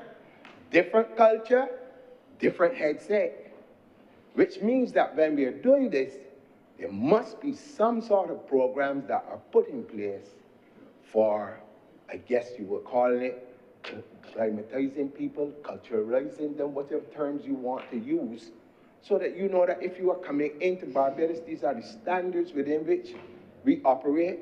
This is the culture. All of these things, you have to take them into consideration as you move forward. But we cannot find ourselves being in any form, shape, or fashion similar to our neighbors in the north. It just does not make good sense. And we can't always use these forums to project fear into the society. I've said it many times in this room. I came through the era in England of Enoch Powell, speaking about the darkies that they want out of England. Meaning, my parents, in some instances, the rest of the people from Jamaica, St. Kitts, wherever, the British high colonies who were in England at that time, after putting in all of their labor to help rebuild it after 2 wars, and this the Windrush generation, I lived through it. Ain't nothing that the boy tell me other than my parents. And I would not, and I cannot, I can't think in those terms. Because I also know what diversity brings to the table. I'll give you a simple thing that I want you to think about. Most of us grew up in Barbados. A very simple thing that we might take for granted today. But I watch the simple things are the things that impress upon me most. When I was growing up, I knew that there was always a season for watermelons. You know, you get them at a certain time of year, and that's the end of that, till the next time come on again. Today, you could go anywhere in this island at any time, and you'll find watermelons. And science is proving that this watermelon is exceptionally good and nutritious in terms of dealing with cancer and all kinds of other things. But when did this start? With the introduction of when Guyanese came into Barbados in droves and worked in the agriculture sector. You see the difference. And these are things that we cannot deny. So we can't bury our heads in the sand. You look at entrepreneurship, the masses, the different things coming from Trinidad and Tobago. Take a simple walk up to a place like Worthing Square. You can see the difference in Barbados when other persons come in. You know, I was at Worthing Square a couple days ago, and there was a man there doing his trade, and I get him almost like, I guess I was called Arabic food. You know what I'm saying? I can eat falafel and this, all these kind of things all sorts of stuff. But this is what comes when you have that diversity, as was mentioned by Senator Trim. The whole idea of medicinal plants and all of these other things that we take for granted, you know, you have that transfer of knowledge. But as was mentioned by Senator Malalu, I want us to focus more on what are the opportunities that present themselves for our people in the other territories. And I can see where persons like myself, who are in cultural industries and other things like that, who have had chance to work from hotels to music festivals to whatever else, I can see clearly where there are opportunities for promoters, for sound companies, for actual performers and others to take advantage of this because it gives you an open door where you can go to work. You don't have to reside, but you can go in and work, and you can partner with other people and do business, right? So it might not be a Burger King, which is an American thing, but it could be a Walter's Water. Who knows? But it could be. But the opportunities are there, and it is for us as Barbadians to see how do we take advantage of it rather than looking to see what advantages people are going to take in our land. And it's not difficult for us to do because Barbadians often say you can go anywhere in the world and find a Barbadian. The only reason you can do that is because they left. Think about it. Yes, they left. They left. So just in case people don't realize that, the only way you can say that is because they left. And so if you have that, and these are the people who travel out and go into other people's countries and send back remittances and do all of these things that we talk about, then we must be able to open our doors to our brothers and sisters from across the Caribbean. And sir, with those very few words, I'm obliged to you. Thank you. Thank you very much, Senator King. Senator, the Reverend Canon Dr. Rogers. Thank you very much, Mr. President, for acknowledging me and for affording me this opportunity to speak briefly on this bill. Like the other senators who have spoken before me, I too am supportive of this Caribbean Community Free Movement of Nationals bill. But before I even begin, I wish to apologize to Senator Trim for the way that young girl was made to feel in this country. Though I had nothing to do with it, I am a part of the society that caused that fear. And I pray that others will never have to experience that again and to remember all those who would have in the past. And part of it comes, sir, because of a particular aspect of this bill that perhaps has not been focused on before. It was Senator Morris who said the problem has never been in integration, but freedom of movement. But at a more granular level, it's not even freedom of movement, it's freedom of mass movement. And I wish to couch my words in the words of Walter Rodney, who said in his great work, How Europe Underdeveloped Africa, whenever two civilizations meet, both are changed forever. And that in itself, sir, can cause the type of fear and trepidation that some persons may see surrounding this bill. But as I said, the problem has never been movement, it's mass. Because I too, like some of the other senators who have spoken, would call myself a Caribbean person. I was born on the island of St. Martin to an Anguillian father and a Barbadian mother. My paternal grandfather was from Marie-Galante, the small French territory. I have a brother who's Kittitian. I spent 2 years of my life here in Barbados, and then I migrated to St. Kitts for 11 years. And I can always remember in St. Kitts, where I lived in Cayon, I could sit there on the rectory wall and see when the lights are going on in St. Martin on a clear day. And when you drive around the island, you can see St. Eustatius, you can see Saba, and you can see all these islands, so you knew you were not alone.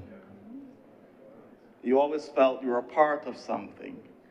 If you went down to the Bay Road on the morning, you'll see the Nevisians coming across on the boats, and you look across the water and Nevis is right there.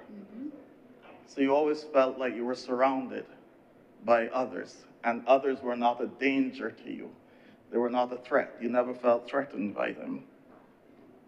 But Senator Trim's experience and mine in coming to Barbados are different. Because as I would have said on several times before, when I came to Barbados, I thought it was paradise. Especially going to school. I mean, the benefits that you had in terms of what was being offered to you in the school system was like nothing I'd seen before. But I came just as a family from somewhere else. Senator Trim came as one who would have added to a group that was here. And whenever you have groups, persons perceive, and it is true, because once there's a group, you tend to hold on to your cultural ideals, rather than if you're an individual, you assimilate more easily. And so persons always feel threatened by groups. I'm not saying that it is the right thing that should have happened, but I believe that is what happened to us. And it goes back to our history, because as Black Stallion would have said, for us of an African descent, we made the same trip on the same ship, but we were just dropped off at different places. But the Caribbean presents a wonderful study of spatial isolation in the human system. Because in biology, there's this area of study in ecology called spatial isolation, where you can have a particular species and it can get separated by an island, a piece of an island breaking off, or some group moving somewhere else, and the conditions are different. And over time, those two populations develop in such a way, because of the different conditions, that if you put them back together, they do not even mate. Well, I don't think that has happened to the Caribbean people, but certainly on a cultural level, a lot happened in those 300 years after we came on the same trip, the same ship, because we did not all experience slavery in the same way, or post-slavery in the slavery. Because the thing about Barbados, Barbados is the most anglicized country in the Caribbean. We never had the mass group of East Indians or Chinese coming in as happened in Jamaica and Trinidad. And so, for example, in Jamaica, we saw changes in how, when the two groups met, they influenced each other, to the point that in 1913, Jamaica had to introduce a law that banned a substance called Indian hemp, what we now call marijuana. And why did they have to do that? Because the East Indians brought it with them. It was a special plant for them. And they were also allowed to bring their spiritual people. And one group of Indian spiritual people is a group that are called the sadhus. And the sadhus are guys who wear locks and walk around all day smoking marijuana. But they pray for people, and people feed them. When the Africans in Jamaica encountered them, they were moved by them. And they started doing the same thing too, but they forgot they had to go and work. So productivity fell. And therefore, the law was introduced to ban this thing because it affected productivity. So that is one way in which, when two cultures meet, you can have a negative impact in some way. But we've seen the positive side of it. For example, if you speak to an Afro person from Trinidad, I mean, their experience is different because they have commingled with the Indian community in a way that has changed their outlook on life. And so you would get people like Brother Marvin singing Bahaji Bai, the Brotherhood of the Boat, that these two groups came together and forged something new. Or David Rudder, the Ganges and the Nile, when these two rivers met, these two groups met, it changed and created something that was totally different. So there are positive aspects and there are negative aspects to when two cultures collide. As I said, what has happened to us is that over the 300 years of slavery, there wasn't any travel really in between, and certainly not mass migration. this particular bill is introducing something new, which is the possibility of mass movement, even though, as many persons have said, we do not expect it to happen. But the question is, what happens if it happens? What happens if it happens? And it's really a question about what kind of Barbados are we bringing people to? What kind of Barbados are we inviting people to? I believe that Senator Malalou made a very good point when he spoke to the citizen by investment issue. Because one of the things that we have to be wary of, as he outlined with the position of St. Kitts, where you have more persons who are citizens by investment than persons who actually live in the country. If a large group of those people move back, you may have what can be termed migratory gentrification, where people, a mass of people are moving in with larger sums of money, who are more affluent, and can therefore affect the way of life of people in the country. And I think that's an area that we can pay some attention to. Not that I know what we can do with it, but just to point out that it's there.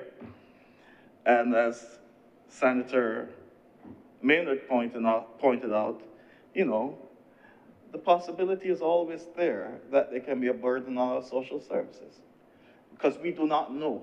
So we have to prepare for whatever the outcome can be. We just have to prepare ourselves. We do not know. But certainly some of the positives of this movement can be, as Senator King said, the commingling of cultures to create something even greater than we have right now. The cross-fertilization of ideas and other things, which is what the University of the West Indies would have done in its early days. You know, we have developed, but I believe the University of the West Indies, in its initial idea, was one to produce cross-fertilization throughout the region where people intermingled with each other.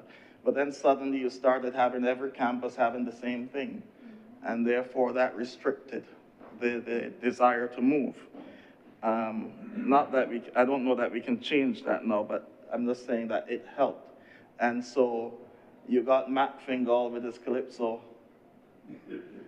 no Bajan, because when the boys went down to, when the gentlemen went down to Jamaica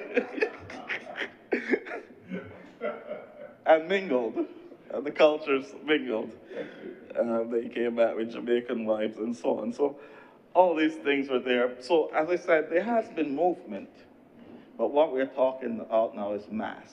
And with mass movement comes the collision of cultures.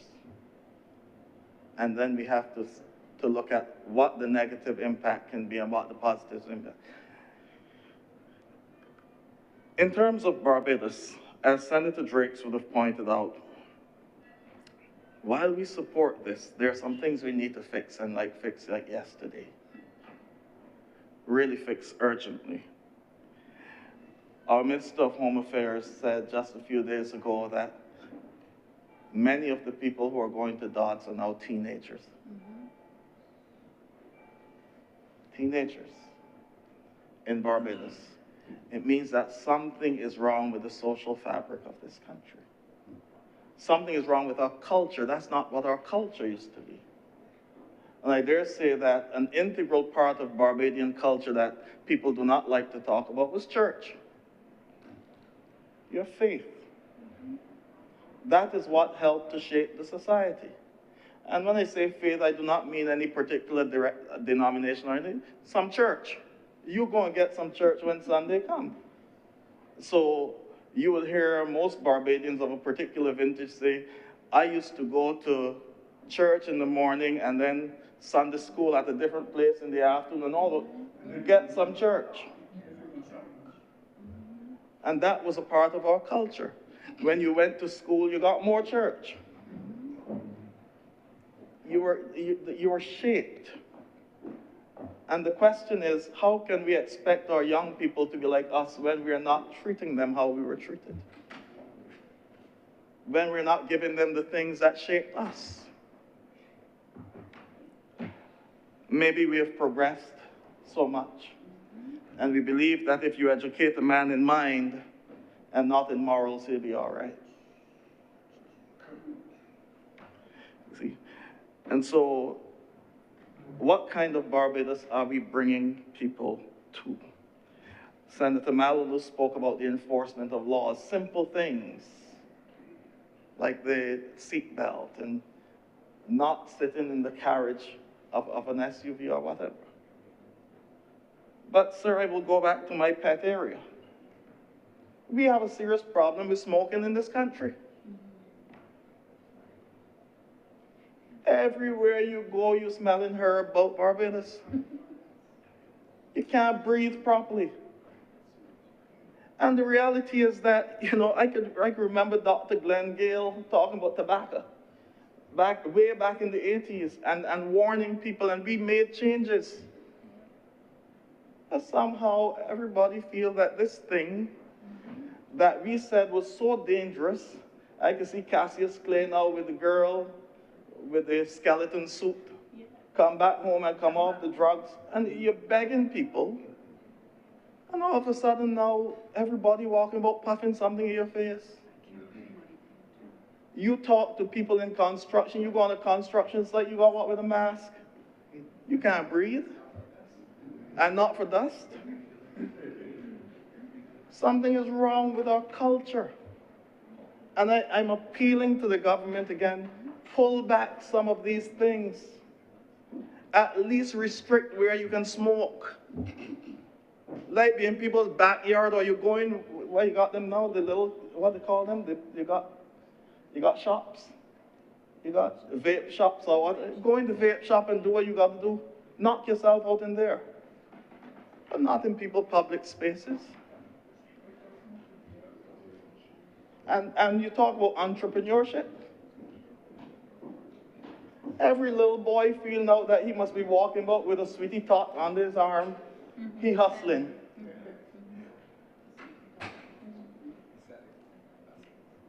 He hustling. Well, I saw some the other day, they're not walking with sweetie tots anymore. No man, they went and buy a whole basket thing, you know, the plastic container, so they expand the business. And that has to be illegal. It has to be illegal. But right there in the open. So something is wrong with our culture. And so when we bring people to this country, when you bring the impressionable little young girl like Miss Trim to this country, what kind of Barbados is she coming to? When her parents decide to migrate because the father got a job or something, or just want to seek something better, and she comes and has to go into a school, what is she going to see? And so this bill is a little larger than what is on the paper here. And I want to implore us, I support it fully because I am one who has benefited tremendously from migration. And as I've said before in my first speech in this chamber, sir, I said I'm probably the most unlikely person to be here. It's not where I expected to be in my life because of where I came from. But I have always been and always made the determination that Barbados educated me, and whatever I have, I will use for the development of this country. And I know that there are others who will come and will endeavor to do the same thing. But when they come, let us create the type of environment where their children can thrive. Where some of these things, these nefarious things that are destroying our own young people, will be expunged from our society. And so I wish to commend the government for bringing this bill and being front runners in the region on it. And to just encourage all persons out there who are listening that there's nothing to fear in our Caribbean neighbors. There's nothing to fear in the others who are out there. They are our brothers and sisters. We may have experienced 300 years differently. There may be some nuances and some wonderful things, new exciting things that we can learn that can help us to develop. Let us embrace each other. And as has been said, conscious of the geopolitical situation in our region now more than ever, we must integrate as a people. Because as we've seen, as I said years ago, when a group of our leaders abandoned our people and went to sit in a mud room in a mansion in Florida, they betrayed the people. Because from then, the person they went to meet had already shown how he feels about us. And no matter what people offer, if we have to suck salt, we'll suck it together in this region. But we will work together as a people. We will work together as a people, and we will forge our own destiny. And we will not be bullied. We will not be bribed. We are a people. It was C.L.R. James in his work, Gramsci's Conversation on Hegemony, who said, nobody has ever asked what the West Indian man is capable of. Nobody knows what the West Indian man is capable of, because nobody has ever asked. This situation and the current crisis is asking us, and we must answer boldly that we are a proud people, and we are one people who have come from different places, even now. But together, we will build a strong region that will be a force to be reckoned with in our world. I wish to thank you for this. Thank you, Senator Reverend Canon Dr. Rogers. Senator Walters.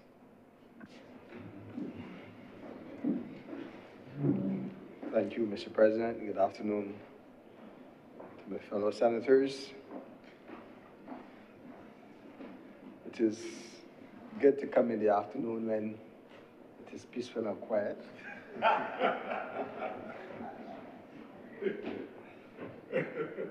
I'm coming after independent senator assist in the mood. But Mr. President, I just have a few questions and concerns that I'm going to zero in on in my discussion here, because it was widely accepted that there are real concerns that Barbadians have when it comes to the free movement of people. There is general acceptance from both sides, based on what I've heard, that question about housing is legitimate. Healthcare system and the state of our healthcare system is legitimate. Transportation, as well as education and other social services are afforded to citizens of our country. But one of the critical things is really, and a fellow senator alluded to it in terms of, from a different angle, but in terms of the spending power of citizens. And it's all wrapped up in labor, Mr. President. And I think one of the biggest fears is the labor situation in this country. But I do not approach my conversation from a perspective of if our jobs, local jobs, are going to be taken away.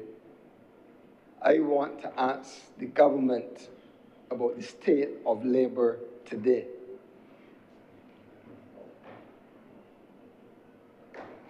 The Prime Minister made a statement recently as relates to this bill before us, and she said broadly that the country needs people and skills. People to come to live and work here will fill that gap that exists? And I ask a genuine question on behalf of the people of Barbados. What are these skills and gaps that exist?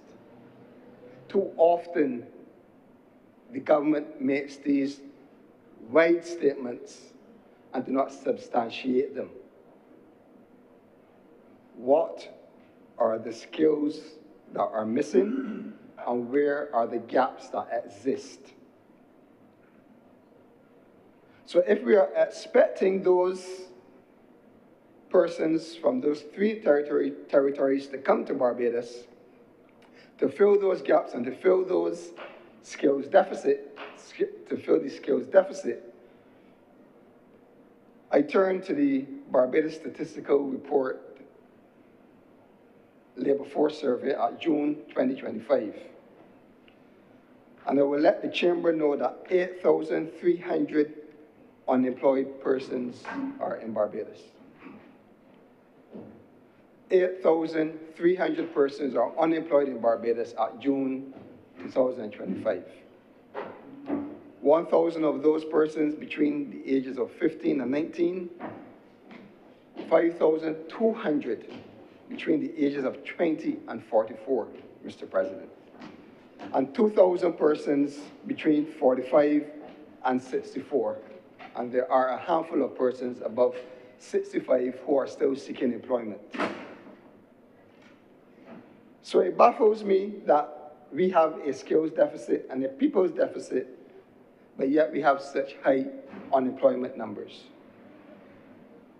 The definition of an unemployed person is a person who is without a job, but currently seriously looking for a job and is available to start work. So these are not the persons that the government will get up and say that some people just don't want work. These 8,300 persons are currently out of a job, currently looking for a job, and are available to start work, Mr. President. 90% of those persons have previous work experience.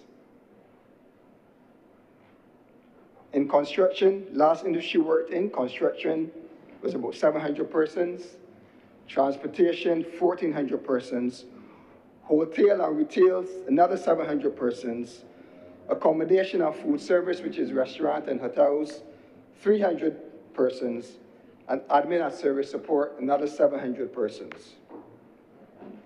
So we have persons that have existing work experience, looking for job opportunities, and they are unavailable to get those job opportunities in Barbados. Yet, on the other hand, we hear of a deficit in skills and that we need more people in Barbados to fill the gap.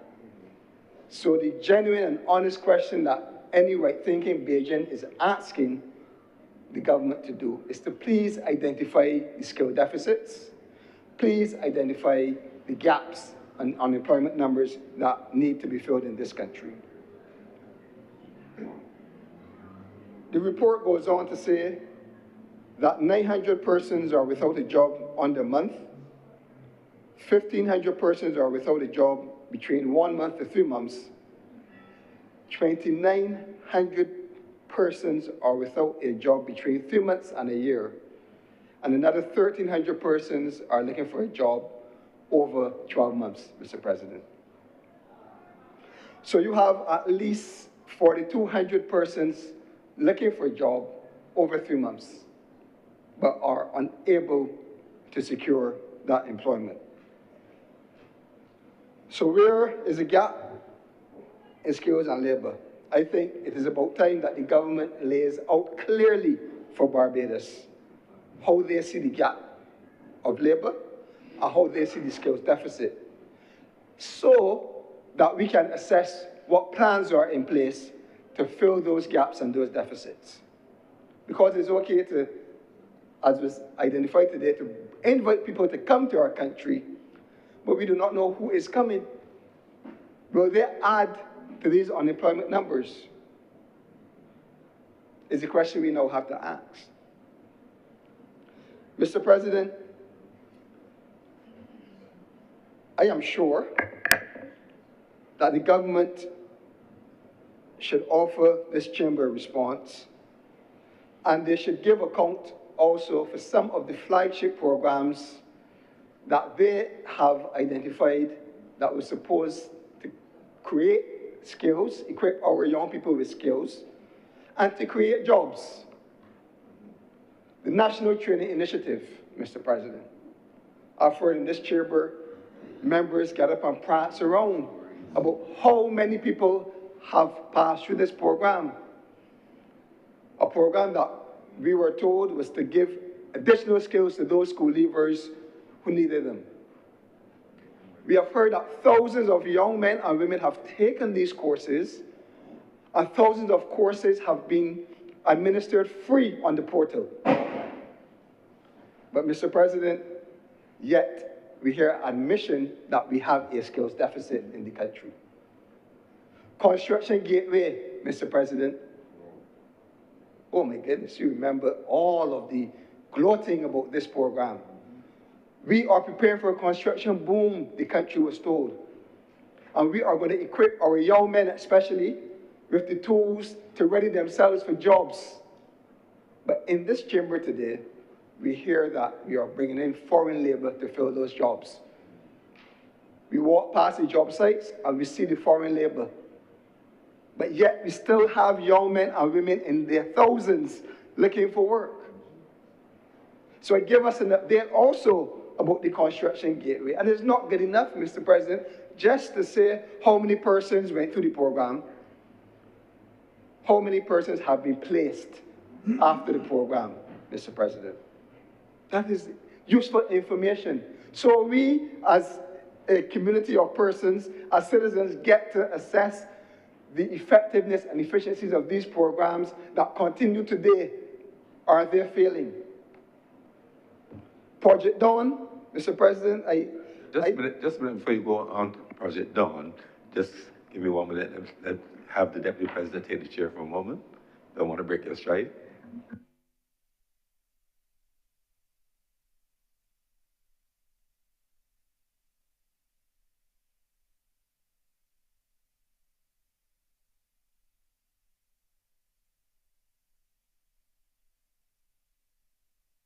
Would you proceed, please, Honorable Senator? Thank you, Madam President, Deputy President. Project Dawn is another program that the country heard about. Again, a program to send our young men and women to learn additional skills, equip themselves for the world of work.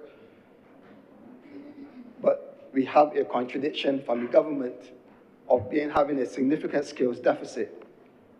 So we have three major initiatives as identified by this current government, launched by this current government, but 6 years down, we are hearing that we have a skills deficit and we need people to come and work in this country, although the data shows that we have thousands of persons looking for work in the country. I watched the launch of the Barbados Job Register, or Registry, Madam Deputy President. And after the notice of this passage of new persons coming into the country from October 1st, I wonder if the Barbados Job Registry was really for persons that reside in Barbados, or if it was a facility for those who are expected to come to make themselves visible to employers in this country. That is a question that I have personally, not sure if it can be addressed. But you've asked our young people to go in a portal, submit their CV, and then I understand then that employers will have access to that database, which will then open up those persons that are on the portal to job opportunities. But is it restricted to only Barbadians is the question, or can anyone across the globe, across the region, register on the Barbados Job Registry and access jobs in the country? It is fitting, Mr. Madam Deputy President, that the government addresses this dilemma. The dilemma of having thousands of young men and women unemployed when matched with the own mouthings of we need skills in the country, we need human beings, people in the country to fill jobs. Well, on the other hand, having launched and executed for the last 6 years flagship programs that seem now to have borne no fruit. Madam Deputy President, the government needs to be honest. I don't think we have a skills deficit in this country. I think we are lacking in opportunity in this country, Madam Deputy President, an opportunity for those who already reside. A fellow senator also made a point that we have to deal with these issues regardless if persons come from Dominica, regardless of if persons come from Belize, regardless of if persons come from St. Vincent and Grenadines. So we need to start to create more opportunity for our people. But the labor issues go further. And I have been made aware, and we have sitting ministers in the chamber, that we have an increase in business registrations at CAIPO, or as we know it now, Business Barbados. In other words, more persons are registering businesses at Business Barbados. But unfortunately, it is not born out of entrepreneurial thrust. It is not born out of a self-imposed need to create a business or to become a business owner. It is now being forced by the government of this country, who are asking persons to be contractors while taking away their rights to be employees, Madam Deputy President.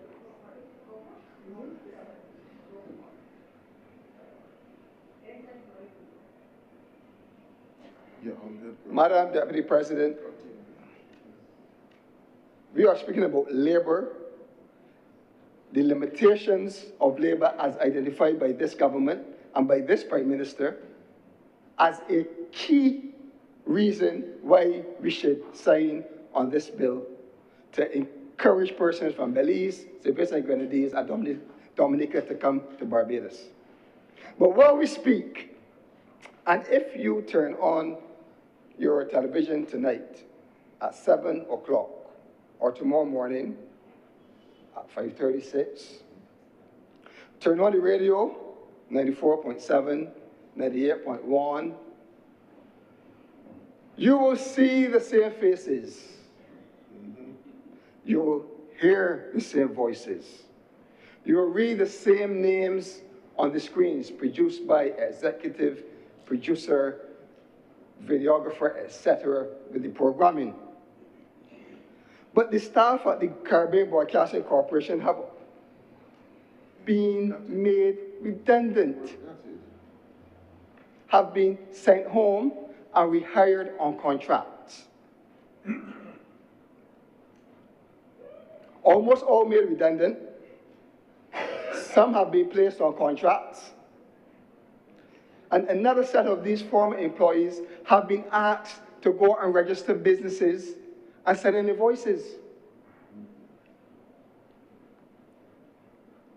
So now we have at the corporation staff contractors and freelance contractors. Yet the face of the organization has not changed. The faces behind the scenes in the operations have not changed. But these workers were sent home, the social safety net stripped from under their feet, job security stripped, mentally affected, and forced to form businesses. The worst form of employment, all promoted by this Barbados Labour Party government.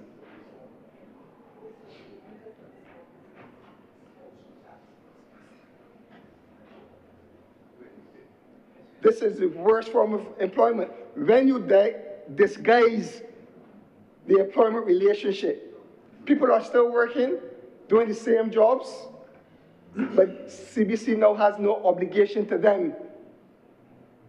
May I put you on pause or mute for just a minute while this president comes back in?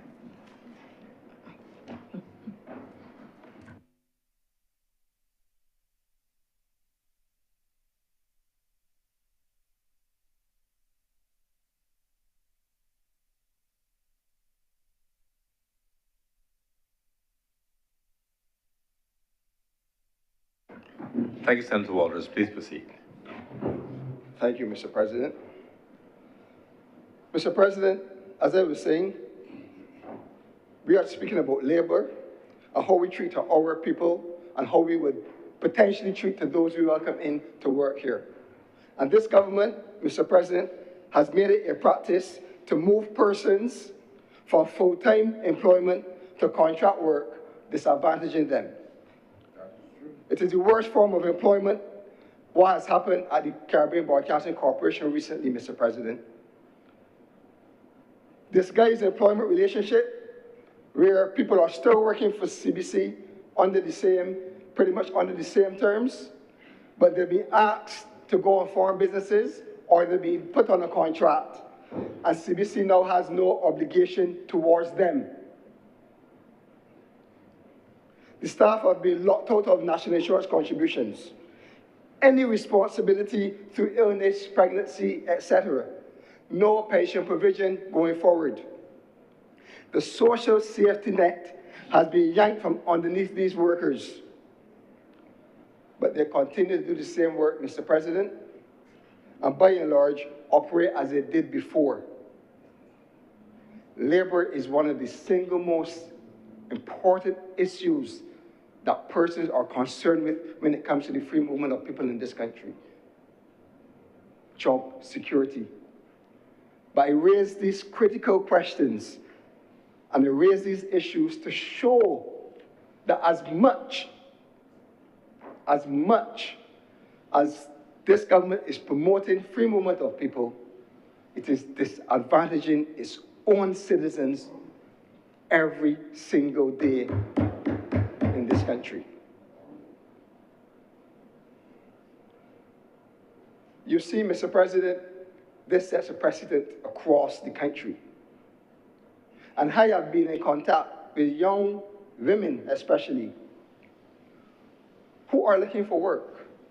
And when you look at their resume, they have worked in 7 places in 3 years because they cannot get full-time work anymore. Because the labor environment has shifted from full-time employment with benefits to short-time contract with no responsibility from the employer. All led by this government, as you saw it with the ash workers, as you saw it with the National Conservation Commission, as you've seen it or heard about it now recently with the Barbados, the highway beautification program, where all of a sudden the young men have started businesses, so it's all sweet and dandy. So it's camouflaged into small business and entrepreneurship, but the people that are cleaning our streets, the persons who need the social security, the social safety net, no longer has it. The very vulnerable people in this community. Mr. President, one more issue that I think we need to look into is our National Insurance and Social Security Service. Because again, we are told that we have an aged population and we need to ensure that we have continuous contributions coming into our national insurance funds. I am calling on the government to issue the 18th actuarial review of the national insurance. I believe it becomes due anytime around now. And that 18th review will cover the national insurance funds between January 2021 and December 2023. And a lot has happened within our National Insurance Service since December 2020, when the last actuarial review was conducted, Mr. President. But why is it important? It is important because that review tells us how the different funds are performing, whether contributions are sufficient, whether pensions and benefits can be maintained, and what adjustments, if any, have to be made to the funds. In other words, it asks a critical question on behalf of employees. Is my future secure with the National Insurance Scheme? Mr. President, I'm looking at you and just now remembering that you play a pivotal role in my acts of this 18th actuarial review. But it is important for us to have it now, because...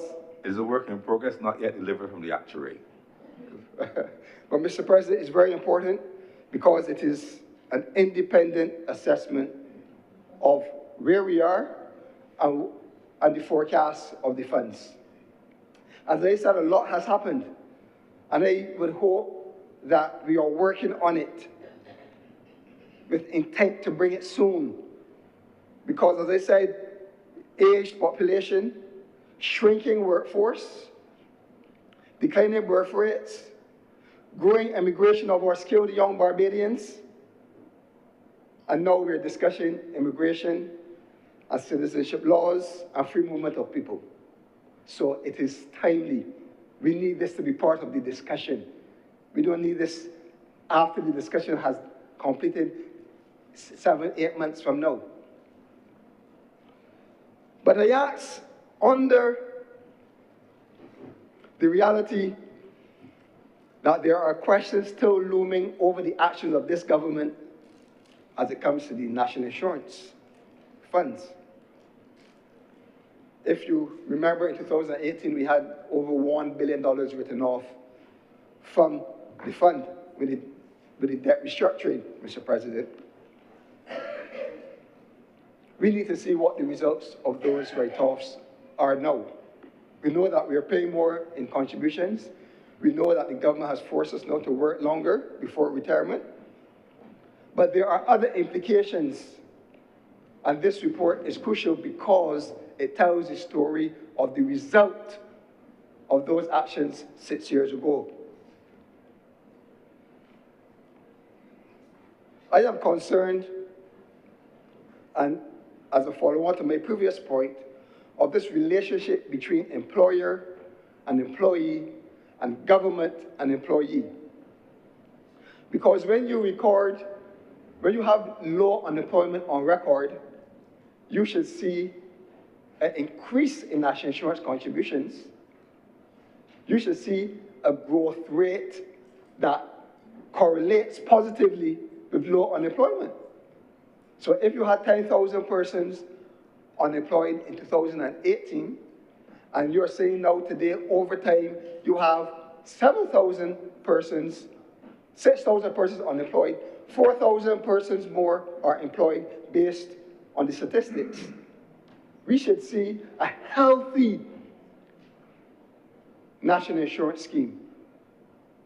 We shouldn't be concerned, because we now have to look to see if what I am saying is true, that the government has shifted and the private sector has started to shift and follow suit by starting to shift, and they are reducing their responsibility to workers who now cannot face another agency,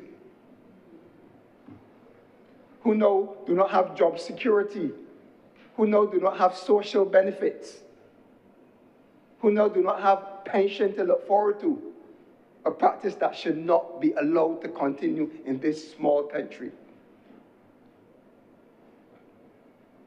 We also heard, Mr. President, about the debt swaps, but we did not hear about the reduced returns on the national insurance investments with the debt swaps.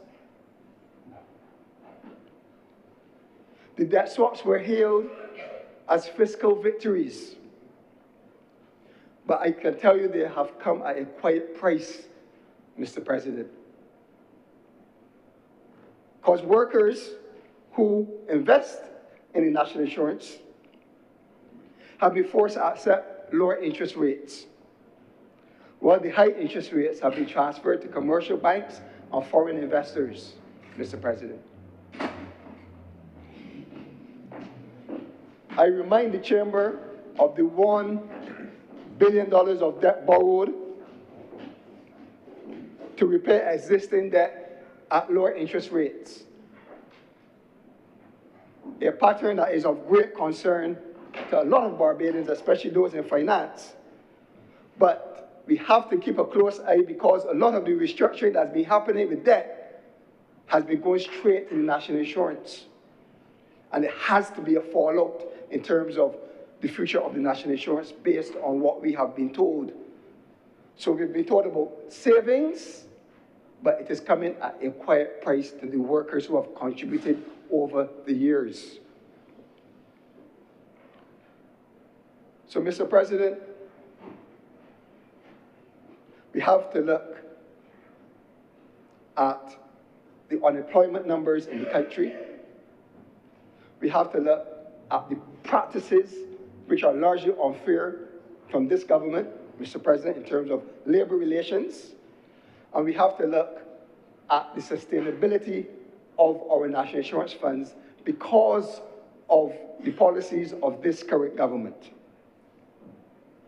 So I want to wrap up by just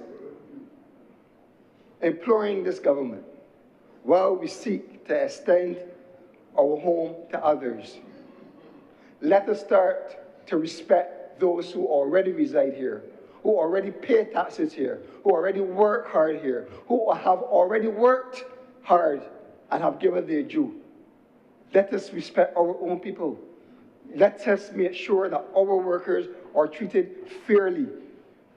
Let us not pull the social safety net from under their feet. Let us not boast on one hand of flagship programs that are supposed to improve skills, equip young men and women, but then on the other hand say we have a deficit in skills and we have a gap in employment. Mr. President, let us be honest with ourselves. Let this government be honest with the people of Barbados. And with those words, I thank you. Thank you very much, Senator Walters. Are there any speakers, or shall we close? Her Honour to Senator Thompson.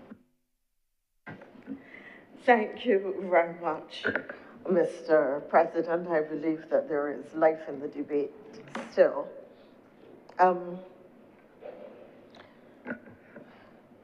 Black Stalin reminded us that we are one people who made the same trip on the same ship, and that we must have one common intention, a better life for our women and children, and I would paraphrase that to be politically acceptable today to say for our people and children. And that must be the ambition of the Caribbean man and Caribbean woman. And in fact, sir, this debate really is about how we define direction, introspection, policy, and future intent and positioning of the Caribbean and its people. It is really a question of how we continue to give life and what are the manifestations of Caribbean regional integration.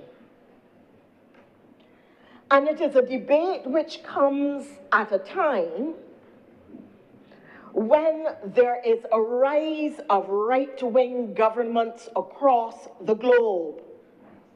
and that these right-wing governments are largely characterized by anti-immigrant sentiment.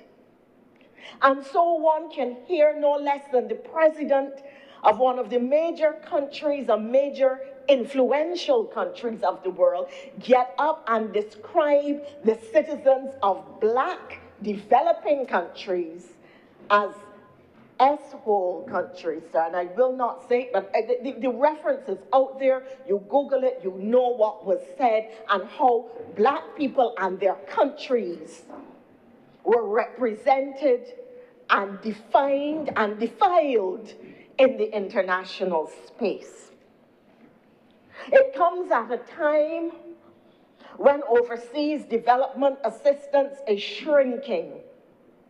It comes at a time when those countries which have pushed developing countries like our own onto the precipice of the crisis of climate change, where a storm can blow us over, where high winds can keel us over, where hurricanes sweep us over. But they insist that climate change does not exist, that it should not be part of the international financing structure, and that really has nothing to do with them. Breath for yourself. That is the prevailing climate. And one of the things that is evident during this time, it is that small states cannot survive on their own. That they need coalitions of the willing. They need coalitions of support. They need coalitions of the like-minded. They need coalitions of those who, like themselves, are placed in peculiarly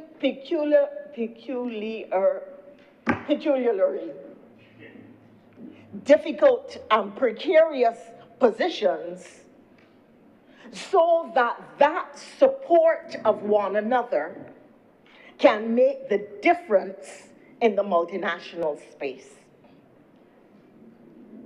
The people of the United Kingdom, countries that close their doors and their borders, do not reach success. They become more and more insular. Countries that close their borders, whether it was the Great Wall of China or the Wall of East Germany, found that after a time, you had to open the space to others. Though the anti-immigrant sentiment that prevailed and allowed people to vote in favor of Brexit soon caused regret, because what they recognize is that their social and economic space and opportunity and job availability shrank, because England was no longer part of the wider space of the European Union. It was on its own, an island under siege. And therefore, we in the Caribbean, we who made the trip on the same ship, we whose shores are washed by the same Caribbean Sea, we who originated in one land, must understand that our future is not separated and apart. Our future is standing unified and together. And therefore, this debate has to be located in the context of Caribbean destiny.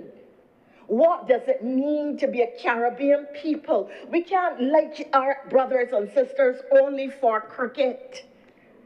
We cannot like the women I heard earlier about all the Guyanese girlfriends because they had long hair and they're brownins and all of this. It has to have deeper meaning. It has to mean something that we are a Caribbean civilization, a Caribbean people, a Caribbean single market, an economy that resonates to the benefit of all our brothers and sisters, not just in this island, but in this region. This Barbados Labour Party, I'm proud to say, has always, from the time of Grantley Adams, supported the notion of Caribbean unity and Caribbean brotherhood. From the days of the Federation to the work done by Owen Arthur on CSME, to during the Tom Adams days when a whole number of people from the Eastern Caribbean who had come up here providing fruit and services, etc., were legalized because they had been here so long but never approached the formal system out of fear, and again when we did it in the 1990s under Owen Arthur, and when we joined the CCJ, even though the other side threatened to pull us out, and at each of those turns, those historical pivots that I mentioned earlier, the Democratic Labour Party stood in opposition on every occasion. And we are seeing today a posturing of support. I am going to support the measure, but the language is one of resistance. I am going to support the measure, but the implications and the arguments are arguments of opposition. And I don't mean of the opposition, but of opposition to the measure.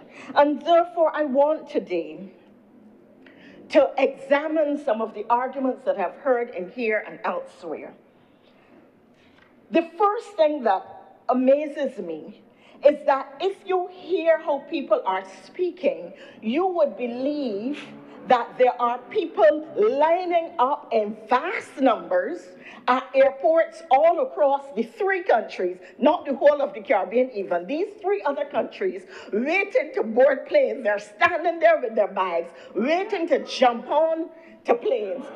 And we have to be afraid because the hordes, H-O-R-D-E-S, the hordes are coming. And that the country is not big enough to receive all these people. When the reality is that the first person who benefited from the open borders or the free movement policy was a Barbadian in Belize. A Bajan in Belize. Not anybody from any of the three countries coming here. That is the irony of it. And as people talk about it, the first thing I've heard people say, oh, and I heard them here, where you gonna find houses for all these people? And look at the QEH gonna break down here, and the education gonna suffer. When we had loads of Guyanese coming here, maybe 10, 15 years ago, the QEH did not collapse. The educational system did not fall apart. Social services was not overwhelmed. It is not going to happen now. The fears that are being fueled by those whose business it is to win a government by any means, by creating monsters and specters and ghosts and goblins and boogeymen and boogie women too, are riding these popular sentiments rather than saying to the population, peace be still. Peace be still. There is no crisis here or about to take us over because a particular policy decision has been made. Thousands of people are not going to suddenly flood our shores to create any kind of social or economic crisis. There are no disadvantages or no serious disadvantages to having a few Caribbean brothers and sisters come. And I cannot and do not support the argument which says, well, I ain't got nothing against them, but fix the society first. Let us have a perfect society before anybody else is allowed to be here. Okay, well, you know, nobody should wait more than 2 hours at the hospital. And until that happens, don't let anybody else ever come here. But this is what we are hearing, that somehow you have to create an all-perfect society in order to receive, what, 20 people maybe? 10 people? 5 people? where does this fear come from? And I want to suggest, sir, and there are people who will quarrel about it, that as much as we talk about Caribbean unity and so, the reality is Barbadians do not like foreigners. And we are more welcoming of people who come from the US and the UK and the EU than of people who come from St. Vincent, Belize, and what's the third country? And Dominica. That's the reality. So we think that there is a benefit from the North American visitor or arrival, but a detriment in our Caribbean, or in our fellow Caribbean brother or sister. Well, that's our Caribbean brother or sister. There's some detriment from them. These are false notions. And this is why I said this is a point of introspection as we contemplate this policy direction, not necessarily for ourselves, even though that is important, but in locating our place in the world that is now increasingly becoming hostile to small island developing states. So that even before there is any evidence that people are disembarking as a result of this new policy decision, we are hearing them already being blamed. Well, you must be careful about crime, you know, because crime can now escalate as a result. We are hearing that they are going to steal jobs. The labor market is going to be adversely impacted. That nationals will lose their deserts and their privileges. And that healthcare, social services, education are all going to be put at severe risk.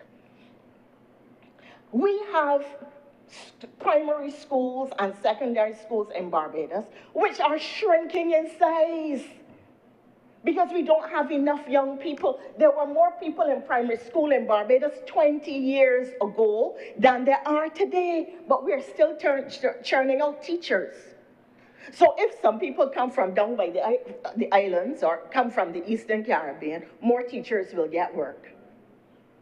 Some of the schools will have to be expanded again. But I do not expect such large numbers to come as would skew or cause variations in these kind of social, cultural, and socio-economic dynamics.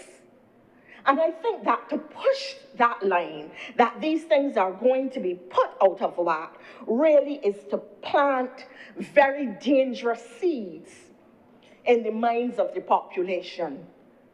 Senator Trim spoke exceptionally well today, but out of an abundance of pain. I was ashamed to hear what she had to endure, but we know it is true because we used to hear how the Guyanese were treated. We know the contempt, the abusing, the insults that many of them had to endure when they were coming here in large numbers. The irony is they were coming to Barbados for opportunity at that time, and now many of our people are going to Guyana because Guyana is the fastest growing economy in the Caribbean and one of the fastest growing economies in the world. But we thought that Barbados would always be better than they were.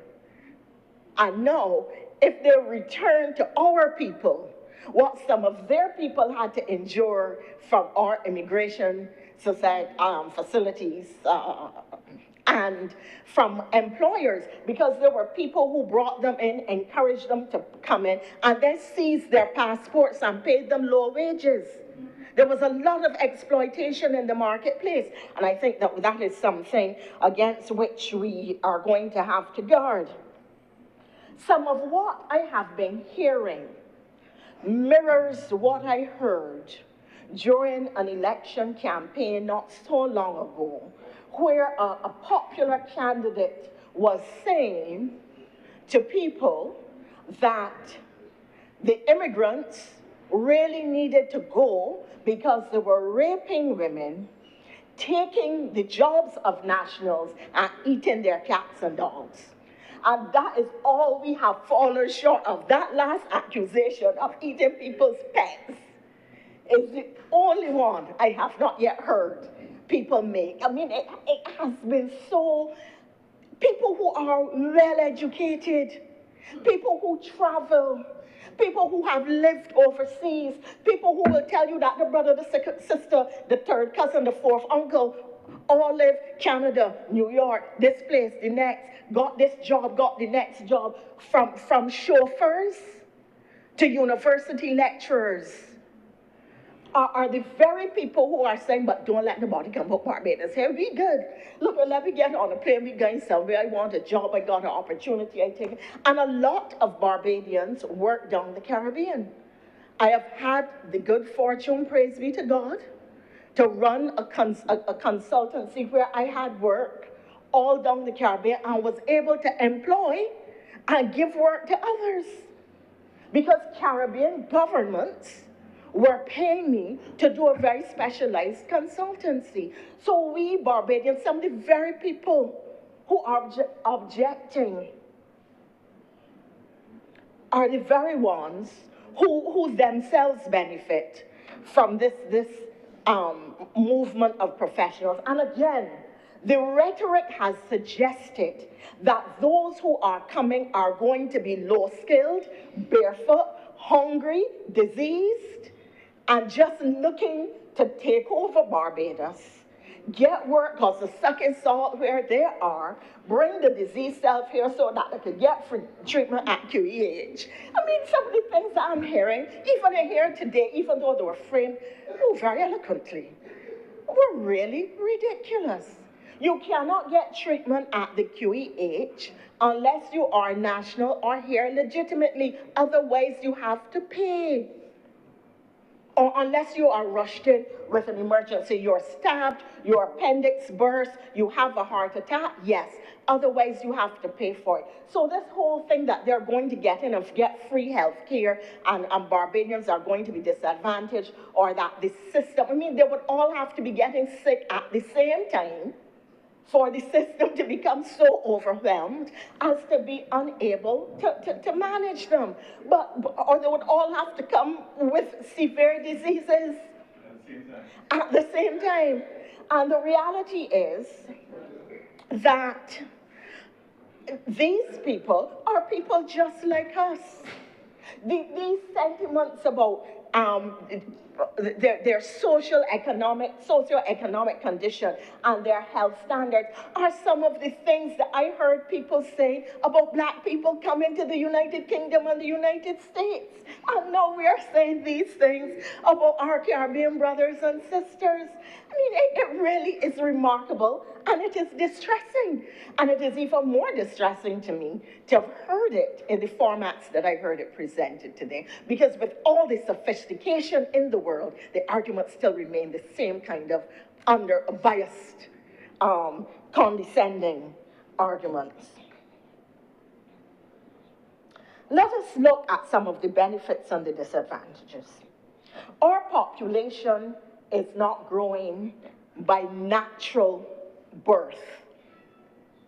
We have already had to make adjustments to the NIS in consequence of not having enough people to contribute to the NIS pool. And therefore, if there are increased numbers in our population, there are more people to pay into NIS and other social benefits. There are greater contributors, a greater number of contributors to the system. One of the other advantages, and we don't seem to realize this, when there were loads of Guyanese coming to Barbados, there was a much more vibrant rental market, because they have to live somewhere. Whether they are living in rooms, and living in rooms is common for migrant workers, and common for students, and common for young people in the first tier of their lives, okay? Whether it was rentals, or you go down in the Fairchild Street, the Granville Williams stand on a Friday evening and see the small businesses licking corks, sir, to use a Bajan expression, making money because of the number of Guyanese who used to gather at certain places, certain popular watering holes for Guyanese, that being one of them. They had to buy goods. They have to buy services. They have to buy clothing. They have to buy food, all of which is being sold to them by Barbadians. We are benefiting from their presence. On top of that, sir, the question of whether they take our jobs or not, and what is going to happen. Now, I did not see the labor market survey to which the Honorable Senator Walters spoke, but I would like to interrogate some of the numbers in the survey. I would like to interrogate some of the numbers in this survey for a number of reasons. When you talk to Barbadian employers, and even from our own experience, the guy who does my garden, sir, I asked him to do an additional job for me. Said, Ms. Thompson, I can't get workers. I can't get people to do it. I cannot get people. Can't get gardeners.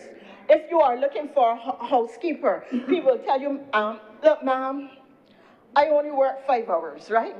I just cook and I will wash, I don't press. Right? And so on. And so we have some attitudes in the workplace that are absolutely amazing. And people are telling you that they don't work for this or they don't work for that. Now, the reality is that a lot of migrant workers take jobs in the society that the indigenous population does not want, refuses to do. They do it for less, they do it well, and they push down the prices in the marketplace. You cannot these days get a mason, you cannot get a carpenter, you cannot get a plumber because of a dearth of skill, because of high intense construction at this time. And some of them will tell you, I come in. You're lucky if they come. They will tell you, I come in, you gotta pay me half the money up front though. They come, they take the money to start the job, and they're breaking the next one on your time. All of this is going on in the marketplace. And therefore, it is critical that you introduce additional labor to deal with some of these attitudinal and dynamics and labor availability dynamics. So it is one thing to look at the statistics in a society where there are a lot of social systems and structures to support people who don't work, who chose unemployment, and some who are, to use an old expression now that came up way back, I think, in the 70s, who are voluntarily idle. Voluntarily idle. If you look for work, the other thing that intrigued me about the numbers given by the Honorable Senator is that really they were very low. They were very low. If you have a labor force and you have unemployment at 6%, the numbers are in fact very low. And if you have a situation where 1,200 people take 3 months in a small society to get a job, that really is very fast. I'm not saying it is desirable to be unemployed. I'm saying when you look at labor market dynamics. Order, please. We can have a discussion about security in the labor force and job security and tenure in jobs. But this is not a phenomenon started by the Labour Party. The labor market all over the globe is going through upheaval and change. In fact, one of the other things that we have to look at, and I am watching it from a climate change perspective, is the fact that extreme heat is now impacting people in the labor force, particularly those who work outside. And that means that we have to review the hours they work, the length of time they work, the hours at which they come to work. So the labor force, the labor market, as we understood it, where somebody went into a job and worked on it for 10, 15 years, had insurance, health insurance, pension, and a whole heap of benefits. The child could come on the evening and everybody at the workplace knew. No, sir. For better or for worse, the labor market looks entirely different today. And it is not a Barbados phenomenon. It is a global phenomenon with which we have to also grapple.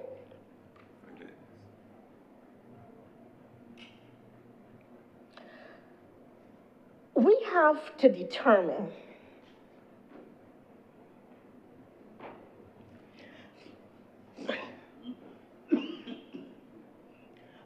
Sir, one of the things we have to be concerned about is, and there are people who work in construction. I'm hearing a lot about all these non-Barbadians in the construction sector, and I'm not saying that I have not also seen non-Barbadians in the construction sector, but I also see a lot of Barbadians working in the construction sector, and they are working for some significant sums of money too. I went into a gas station about 1 o'clock a morning. I had just left the office and was on my way home. I was hungry and stopped to have a hamburger.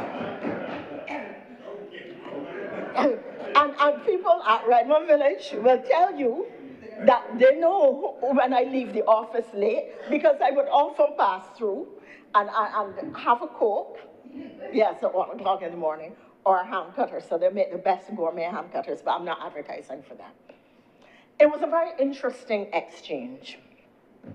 There was a line of people waiting for food service at 1 o'clock in the morning, and I'm suggesting that those of you who don't live, go out at night at these hours and going to some of the gas stations and other service areas. You would be amazed at the number of people of all ages. You'll also find out who is going out with who sometimes, and see people that really will shock you, but that's another story, sir. That's another story. And he said there was a line of people, and there was a young fellow. Sir, I would not have looked at him twice if I were a young woman, but that's not the point. He came up to, no, sir. He came up to a young lady who was in the line and said to her very loudly and very crudely that he would like to have intercourse with her. No. She looked as if there wasn't so many people around, I might contemplate it here. No, the whole gas station is now riveted toward this. And he then goes on to make the point, which is utterly fascinating, that he makes a lot of money. He said that he was trained in construction, he works, and he builds blocks. I can't remember how much per block, and that he had built so many blocks that week that he had $5,000 in his pocket. Now, the point that I'm trying to make, sir, I mean, there's a whole different life out there, different to what we experience and how we think life is. There are people in construction and working in areas that we do not count, and a lot of them are not paying NIS. The Honorable Senator was making the point about he would see NIS go up. A lot of people who work in construction as self-employed contractors and subcontractors, and many of them are not paying NIS or taxes, and I am very concerned. Coconut vendors would be another typical example. So when you talk about the economy and people who are working and who are not working, and you start to look at both the formal and informal economy and how people are getting money and what they're doing with it, we have to try to ensure that a lot of these people are paying NIS, are able to support themselves when cash runs out and that they're not licking it out quickly. So that we are going to have people in the gas station at 1 o'clock in the morning. You should go with me sometime. It's such an interesting experience. So I introduced that to make the point that there was a lot of discussion about non-nationals working in the construction sector, that there are also Barbadians working in the construction sector, making a lot of money, not all of which are being counted in the formal economy, because many of them who identify as self-employed subcontractors do not pay NIS, and this is something that we have to be deeply cognizant of. Sir, the question arises, and you signaled to me that I have 2.5 minutes left. How do we see benefits and opportunities in the context of this policy as against seeing risks and dangers everywhere?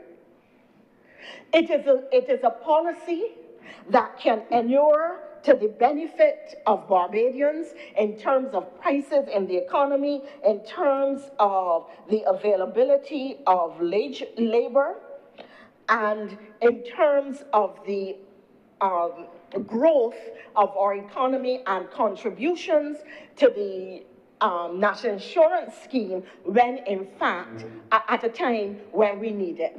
But a lot of the language of fear that is being put out there, which has been put out there in so many other areas and has come to naught, is going to have exactly the same impact here. That does not mean, however, that the government should not be cognizant of popular sentiment, even if it is not based on solid foundation or clear reasoning or genuine risk, but the fear of what could happen.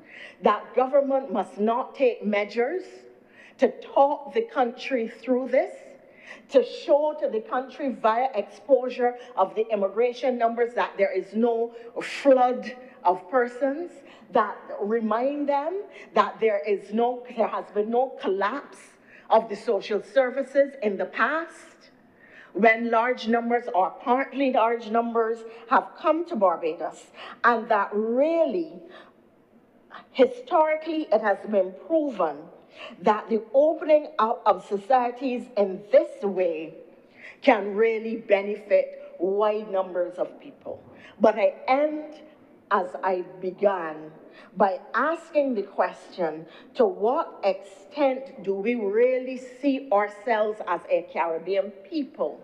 How do we define it? Do we see ourselves as having a common future? Or are we just going to continue to say, I'm a Caribbean man and I like my brothers and sisters, but don't let them come out here. I like them when they're out there, not when they're here. Our future, our destiny, has to be as a united Caribbean people, pushing Caribbean culture, creating Caribbean opportunities, and in a world which is increasingly abandoning small states, it has to be about how we create opportunity for each other and build our societies and economies together, sharing that common culture, that common history, and that common Caribbean sea which washes our shores. I am much obliged to you. Thank you very much, Senator Thompson. If there are no speakers, Senator Cummins, you'll wrap up. Senator Nichols. Mr. President, there's an eerie sense of deja vu in this debate. I was present here 22 years ago when the bill to incorporate the revised Treaty of Chaguaramas was debated in this place. A lot of the themes that we have heard today were mentioned in that debate. Senator Parks is not in her seat at this time, but we could all remember same or similar types of contributions. Mr. President, the Right Excellent Errol Walton Barrow, when he signed the original treaty establishing the Caribbean Community and Common Market, he delivered a speech on the 4th of July on that occasion entitled A Giant Step for All of Us. And he was bold enough to admit that we have been a people that have been imbued with the sense of our own inadequacy. We established CARICOM then on a narrow basis of functional cooperation, foreign policy, coordination. But the original CARICOM was meant to deal with trade in goods, not movement of people, not even trade, not even free movement of capital, not free movement of people, or the ability to provide services in our own Caribbean countries. Article 137 of the 1973 treaty merely stipulated that the Council shall examine ways and means for the introduction of a scheme for the regulated movement of capital within the common market. The regime for the movement of capital was restrictive. Capital can now move freely within the single market and economy. The restriction in the original treaty was in relation to the free movement of skills was even more draconian. The original Article 38 of the 1973 treaty says nothing in this treaty shall be considered as requiring or imposing any obligation on a member state to grant freedom of movement to persons into its territory, whether or not such persons are nationals of other member states. So what we created in 1973 expressly forbade the movement of persons within the CSM, within CARICOM. So the pre-CSME schemes of regional economic integration were designed to facilitate movement of goods.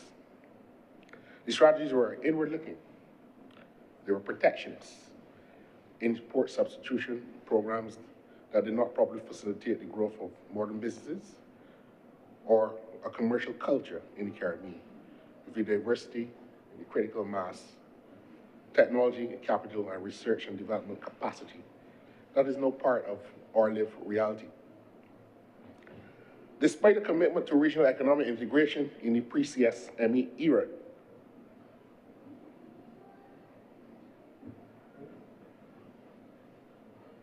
Caribbean countries, Mr. President, proceeded to put over 450 restrictions on economic trade and activity amongst themselves. These were removed with the establishment of the Caribbean single market and economy. There were laws and restrictions on every conceivable type of transaction between Caribbean countries, expressly prohibiting free movement of capital, expressly prohibiting movement of skills, technology in the region, and severely limiting the capacity of Caribbean nationals to establish and operate enterprises within the region. So the potential for economic growth and development was buried beneath an avalanche of restrictions in each territory. And in 2003, we sought to make a fundamental change. The movement of people within the region is our lived reality. But we must accept that the original founders of CARICOM were determined to walk slowly in the direction of the free movement of people. Later, Mr. Barrow in 1986, after winning government, addressed the heads of government conference with these words: if we have sometimes failed to comprehend the essence of the regional integration movement, the truth is that thousands of ordinary Caribbean people do, in fact, live that reality every day. In Barbados, our families are no longer exclusively of Barbadian by island origin. Mr. Barrow went on to say that I should like to believe that we are all committed to the principle of mobility and people interaction. to the principle, I repeat. And that we have an obligation to think and go on thinking of ways how such a principle might be applied without imposing on any territory a greater strain than the resources are able to support. Mr. Barr engaged in a self-critique of the regional integration movement up to that point in time. The regional integration movement was a lived experience of Caribbean people, but that we were not able to institutionalize, inform. He contended that one of the biggest failures, Mr. President, was our inability to communicate. Regional integration had become too much about trade and not about the cultural history and common experience deeply embedded in Caribbean peoples. And he cited Professor Rex Nanford, who championed the idea that the collective wisdom and intellect of our Caribbean people are yet to be tapped and given central place in the development strategy of our nations. And I'm taking the time to go through what one of the early founders of CARICOM was speaking about some 13 years after it was established. 3 years later, we signed the Grand Arch Declaration to revise the Treaty of Chaguaramas and pave the way for the creation of the Caribbean Community, to move from the Caribbean Community and Common Market to the Caribbean Single Market and Economy. So the founders' dreams were being actualized and institutionalized in a way that Mr. Barr had beckoned us to look at. Shortly after that, in 2003, we created an important institution within the context of regional integration called the Caribbean Court of Justice.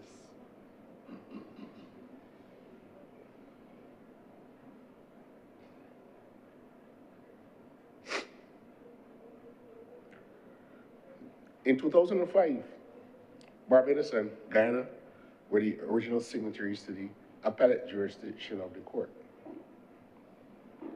Belize followed in 2010, Dominica in 2015, and more recently, St. Lucia in 2023. So the majority of countries in the Caribbean are still having their final appeals being heard by His Majesty's Privy Council. The court is now 20 years old and has served the region well.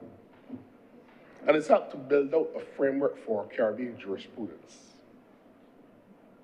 The lived reality of Caribbean people have become part of the global discourse of law and justice. In one of the seminal judgments of the court, and I cite this part of the judgment to explain the importance of understanding the court's role in driving community law. The court, in one of its judgments, declared that by signing and ratifying the revised treaty, and thereby conferring on this court a compulsory and exclusive jurisdiction to hear and determine disputes concerning the interpretation and application of the revised treaty, the member states have transformed the erstwhile voluntary arrangements in CARICOM into a rule-based system, thus creating and accepting a regional system under the rule of law. What does that all mean? We are hearing that the government has gone ahead and embraced this regime without passing this bill, and therefore we got it wrong. Mr. President, community law is law. And a state that is a signatory to a treaty has legal obligations in international law to apply international law even domestically. In other words, these judgments of the Caribbean Court of Justice explain that while we are a dualist state and a treaty cannot be incorporated unless it is passed by way of domestic legislation, the mere signature and ratification of the treaty creates legal rights and responsibilities for the state at the community law level. In other words, we are bound by community law. And in one of the more important decisions of the Caribbean Court of Justice, They've explained, Mr. President, that the principle of the rule of law requires the state to give effect to its international obligations, even domestically. Treaty-compliant behavior, therefore, creates community rights. That was the basis of the Myrie case. But we hear that the government has a responsibility or obligation to explain why Trinidad is not involved in the freedom of movement and why Jamaica is not involved, or even Guyana. Trinidad is the seat of the Caribbean Court of Justice, but it has not accepted the jurisdiction of the court. Jamaica, our largest English-speaking Caribbean country, has demonstrated a stiff resistance to move away from a judicial fealty to His Majesty's Privy Council. In Trinidad, the government that signed or brought the treaty in to be, so the agreement to establish the court into being, when it got into opposition, did not support the very treaty that it signed. And Trinidad has been doing that by changing government. In Jamaica, their process of constitutional reform has been thwarted because while they are discussing the process of removing His Majesty the King as their head of state, the opposition party has said, we want to remove the Privy Council as well.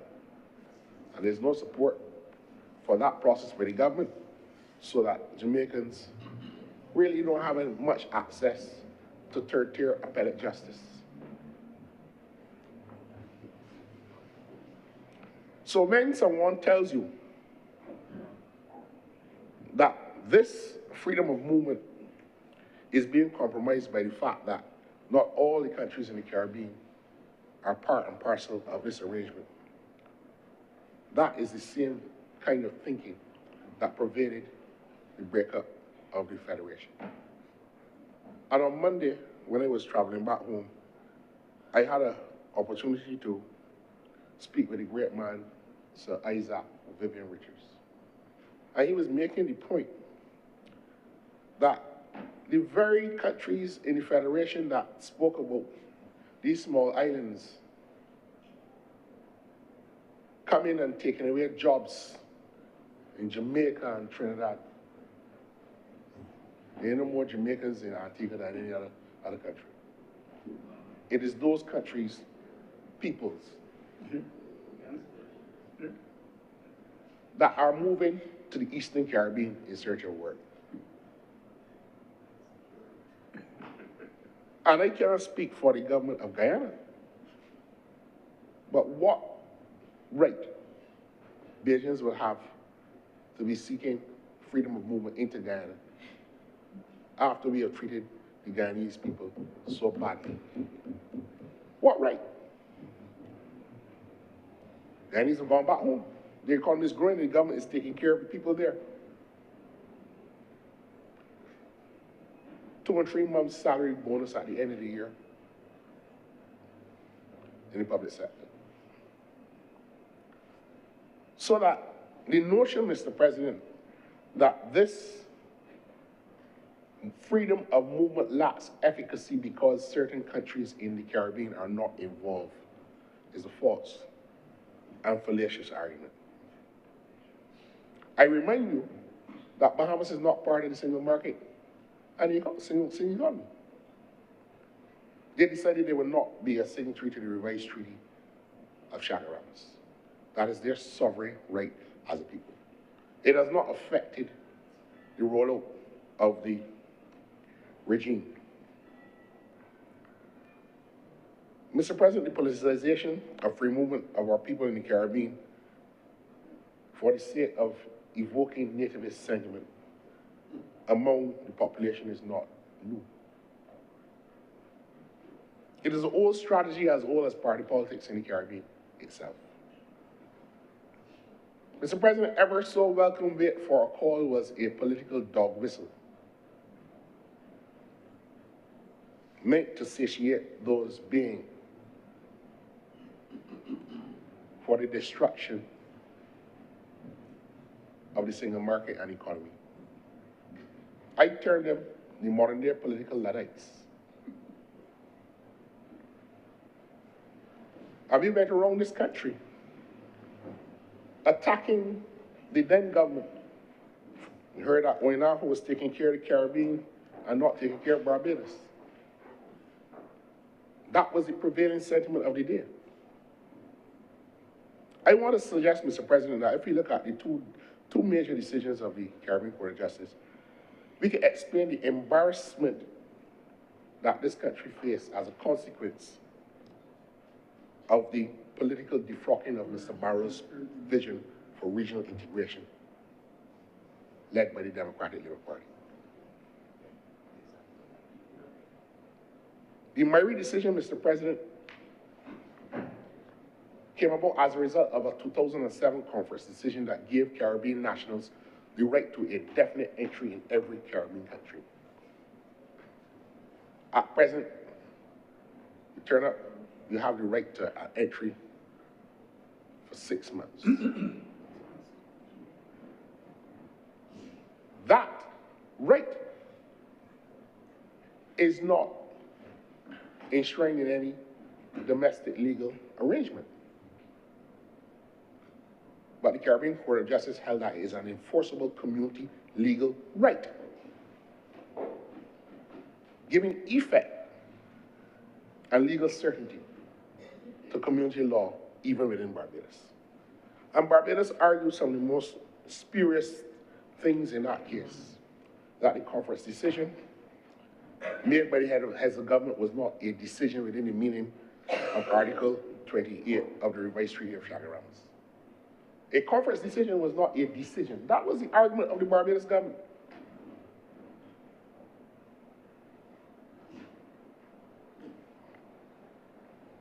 Another decision is the Ventos decision, something that I happen to know about. The Representation of the People's Act in Barbados provides that you can vote in an election in Barbados if you're a Barbadian citizen or a citizen of a Commonwealth country. The Electoral and Boundaries Commission decided that Commonwealth did not mean black people from the Caribbean. It only meant people from Canada, Britain, New Zealand, and Australia. So Caribbean nationals who are working here under the free movement of skills, the skilled national regime, could not vote because the Electoral and Boundaries Commission were telling them that you are not allowed to vote because you are a skilled national. Their interpretation of the law was that you are not a Commonwealth citizen.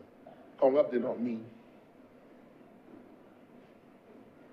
people from the Caribbean. And the government of the day fought tooth and nail.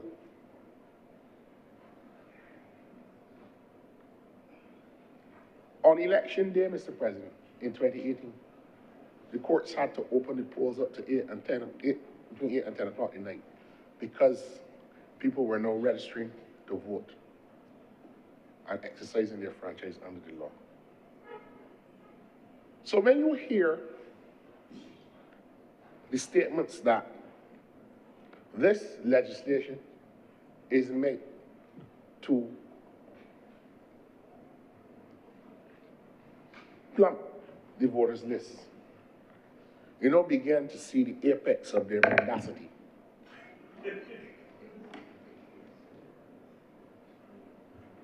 A political party, Mr. President, whose primary spokesman or spokesperson on education in a recent by-election could not get or save her deposit, couldn't get 500 votes.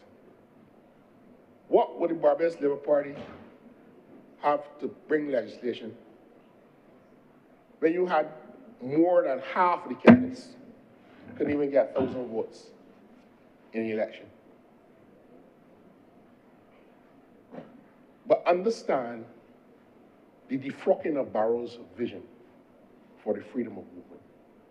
And one of the things Mr. Barrow said was that we should not separate the difference between manual labor and intellectual labor.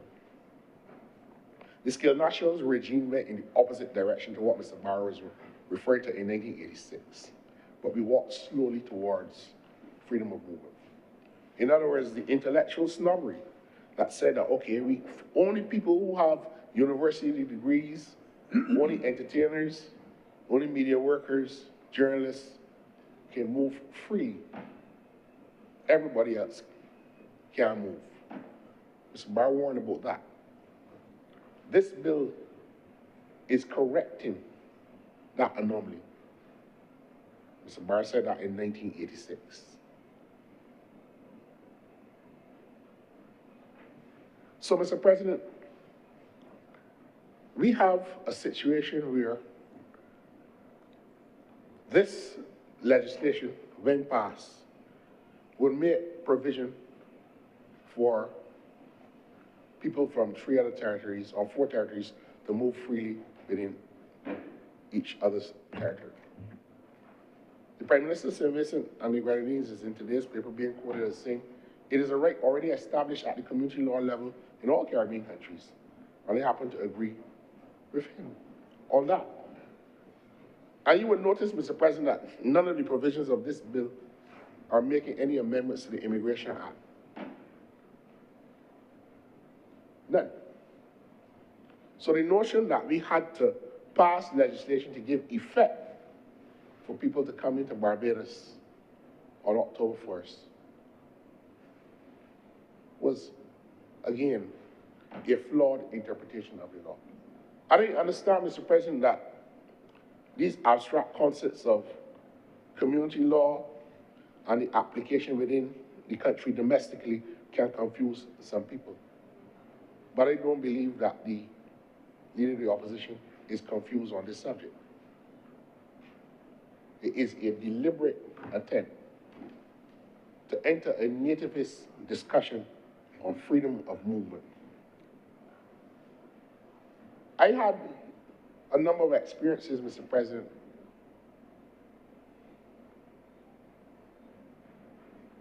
just as disconcerting as Senator Trim. I traveled with my wife many years ago, and the customs officer asked her if she came to Barbados to dance. To do it? To dance. Most of you know me well. So I responded, you can't dance. By what Sir David Simmons once said, the indecorous venting of the Barbadian spleen. That is how we treat Caribbean people. I also know of an experience where a young lady who was working at Palmerine, studying at Palmerine, from Trinidad, was dragged out of a class by police and immigration officers because her brother, who was visiting Barbados, boarded her car, did not have the international driver's license at the time, got in an accident which he did not cause, so they charged him for driving without the license, and charged her for aiding and abetting him. And that crime meant that she was going to be deported out of Barbados. This is the lived reality of people in the Caribbean under ever so welcome wait for a call. And the Democratic Labour Party is trying its best to walk away from that political legacy in this debate, pretending that it didn't exist. And as I said, it was a dog whistle. It was meant to evoke in people a sense that we were doing something wrong as a government. It comes up again. Most honorable senators have spoken well about the whole concept of freedom of movement. I am a Caribbean man at heart.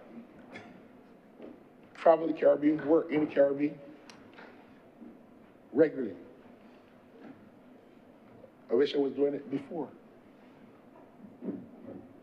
But I can tell those within the earshot of my voice, seek and ye shall find. Knock and it shall be opened unto you. This freedom of movement within the Caribbean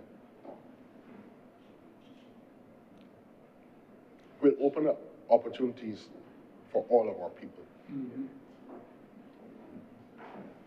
There's a lot of movement between people. My daughter's school, there's an exchange program between Champion College and Harrison College. Champion? They go 1 year up to Jamaica, the Jamaicans come only next year. We need more of that.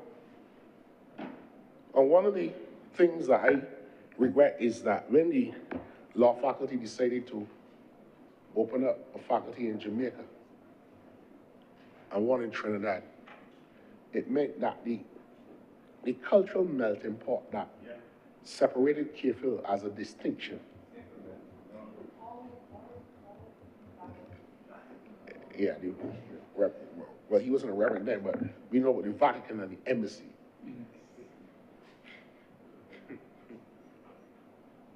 We all benefit from those relationships. I must tell you, we can scarcely go to any Caribbean country without being taken care of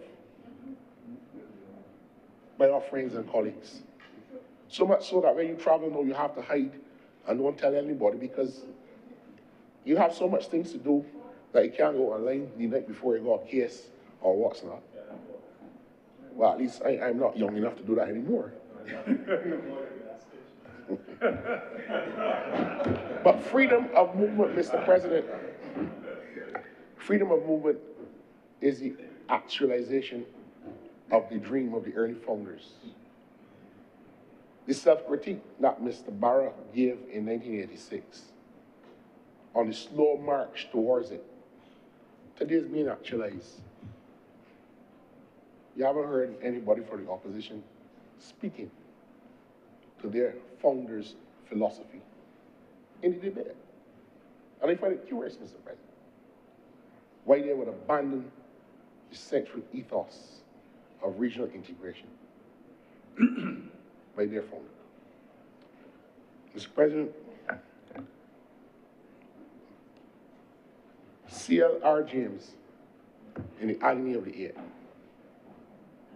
said, no one knows what the Caribbean is capable of. No one has tried to find out. This bill, sir, is an exposition in that direction, exploring freedom of movement within the Caribbean. And I close by choosing any one of the oracles of Caribbean social history and discourse. The Unclease, popularly known as Black Stallion. One race, from the same place, on the same trip, on the same ship. We work with one common intention for a better life for the region, for the women and children. And that will be the ambition of the Caribbean man. I'm obliged to you, Mr. President.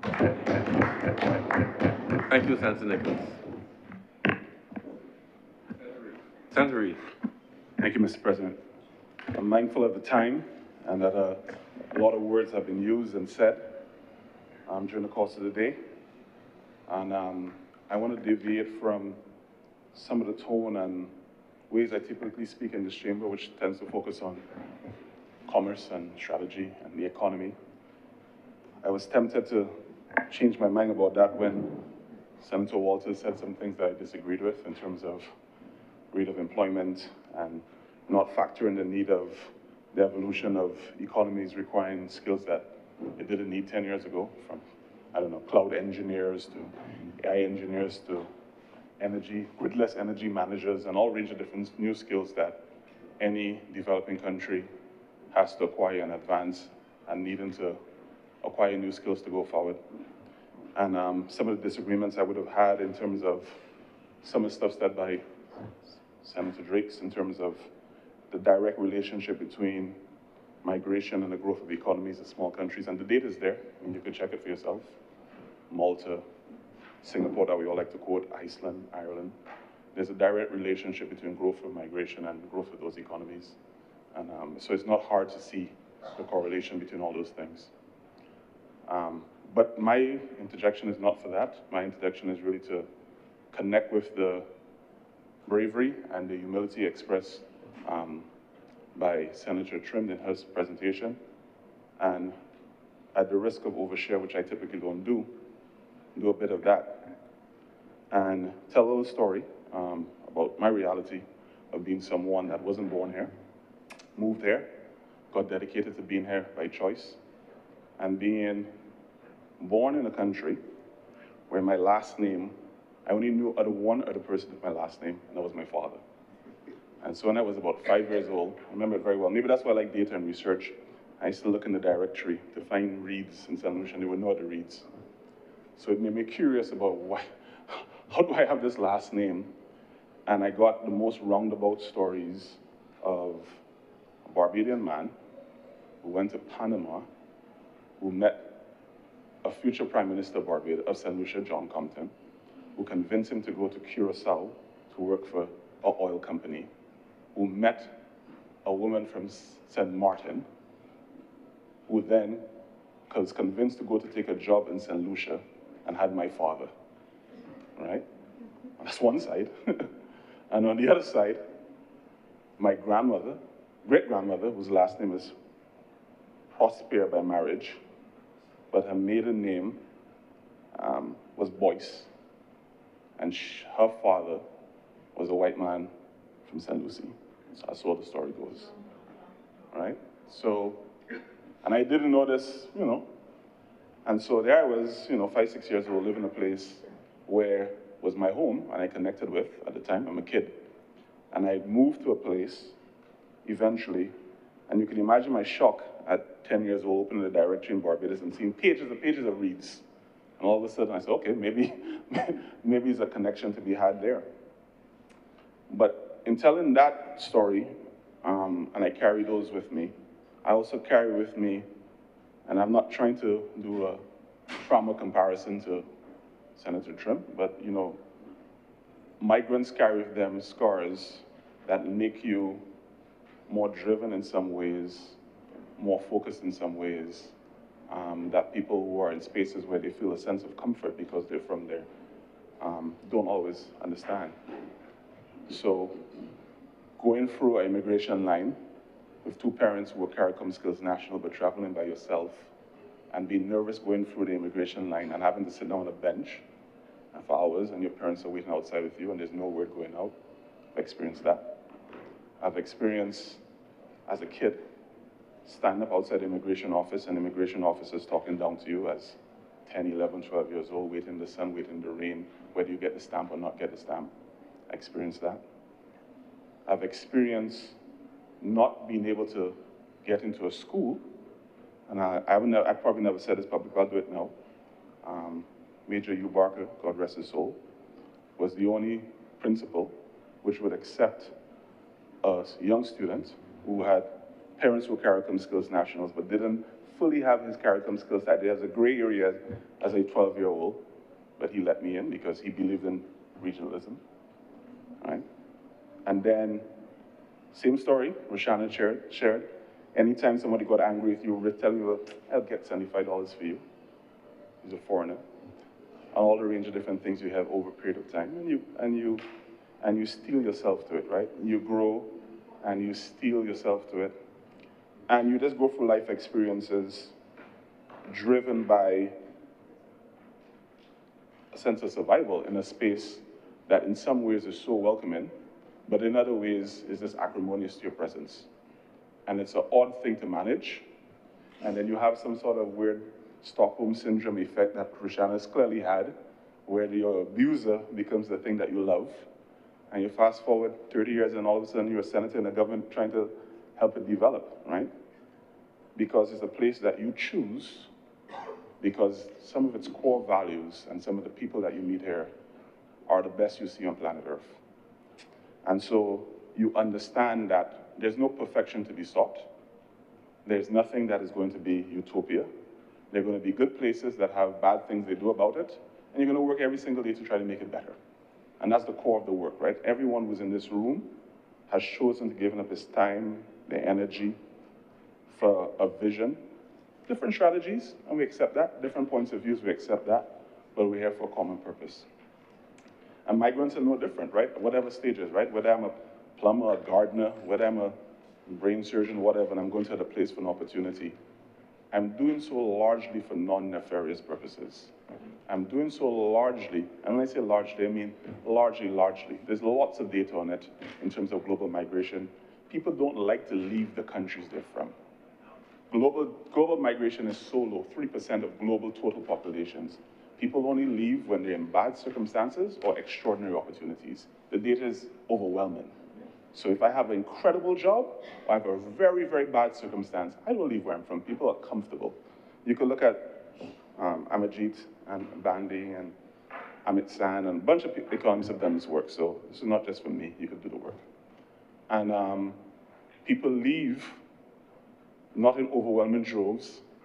People leave at very targeted periods of time, and people leave when they feel comfortable that where they go, they could be safer and make greater contribution from where they were previously. That's just the reality. Those are the numbers. So there are people that have incredible stories of going to Silicon Valley and doing incredible things, or going to Boston or going wherever and doing incredible things.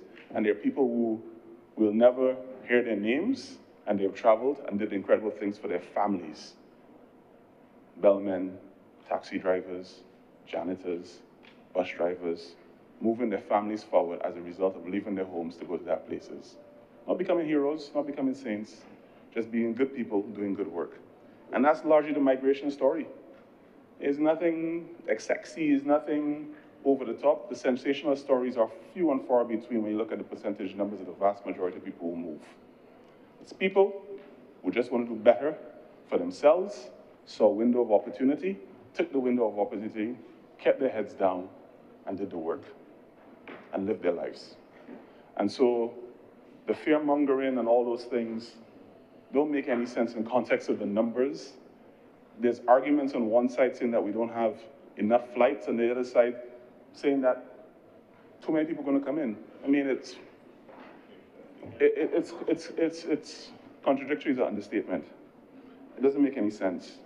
And so when we remove the emotion of all of this and just drill down to the numbers are simple. People leave where there's opportunity. If there's abundance of something, people are not going to leave that place to go to that place to do something that is not readily available to them. If all the jobs were taken up, people won't come to Barbados. If all the things that are required that Barbados needs for its growth, people won't come here. But because we need it, and we need a surplus of it to grow, people are going to be interested in going here if we do the right things. I've declared my hand very early on in terms of being always glass half full, glass three-quarter full. And I see the opposite of all of this. I see if we can crowd in 1,000 people a year, I don't know the number, and those people have the ability to buy and own houses and build them, send their kids to school, do work that wasn't previously done, open businesses, import things, do whatever necessary. What is the growth they will trigger? What is the good they will do by their presence? That fundamentally, it's a growth strategy, not something to be worried about, something to be managed 100% and done well, but fundamentally, it's part of a growth strategy. And then we strip away the growth strategy and go a little bit more philosophical, like many of the people have done here. What is the story that we're telling about the Caribbean? That it's a construct created by people that wished us no good. And despite the no good that was wished for us, we managed to survive, thrive, do well, and we want to do better. And the artificial lines of boundaries that are constructed by water is not a real thing, because Bahamas has 700 islands, Indonesia has thousands of islands, Philippines has thousands of islands, and we choose to be small, tiny, separated sovereign states in a model, if you ask me, really doesn't make any sense. That you have an opportunity to respect sovereignty while optimizing and realizing the truth that you're too small, so certain things you cannot do well unless you collaborate. That's a good plan to me. And I have a hard time understanding how that's not a good plan to anybody else. Now, are we going to agree on every single component? Of course not. But overall, is it a good plan? It's a good plan. And it's a room in here where people have so deeply benefited from the idea of a Caribbean, from an emotional perspective, from a marital perspective, from a business perspective, and then you stretch it out to people who are not in this room, whether it's vendors trading, whether it's artists and cricketers playing, whether it's people who have weird insular views, yet still, if you go into their household at Christmas time, their aunt from St. Vincent, their neighbor from Jamaica, that we are a regional story whether we like it or not. So what are we fundamentally fighting? What are we fundamentally fearful for when it already exists? We already are example of this existing. The only difference is that we tapped on the word free, and we already established the flights are free. The flights are quite expensive. So to get here in the first place, you can't conceptualize it being free. And so this notion of causing pockets of society to rally against something that is so natural for us to do because we're born in this space is not a political battle that's worth fighting. It just really makes no sense. There are other things, of course, that are more tangible, that make more sense. This isn't one. This is fundamentally not one. I want to end by connecting to a point that Senator Rogers made. In my experience as a kid, growing up in St. Lucia, driving down from Rosalie to go to primary school, there's a certain point in time when you hit the highway, and if you look on your left, you could see Martinique. It's there clear as day, and on the cloudy days, you can't see it. And then when you got older and you start traveling to the Caribbean islands, you go to Antigua, you can see other islands. You go to St. Martin, you can see other islands. Anguilla is right there when you St. Martin. When you go to St. Kitts, the other islands are right there. So at some point in time, it dawned on me that distance, that 170 kilometers between Barbados and St. Vincent, is just too much, just a little bit too much for you to see the neighbor. And that feeling of separation because you don't have a visual connection is damaging. Fundamentally, it is damaging. Because in other places, you don't have that same reality. But just because it's just beyond our imagination doesn't mean it's not there. And that's the fundamental point where we have to understand about the Caribbean free movement and the CARICOM society. Just because it's just beyond our eyesight doesn't mean it's not there. I thank you, Mr. President. Thank you, Senator Reid. Senator Cummings, please line up.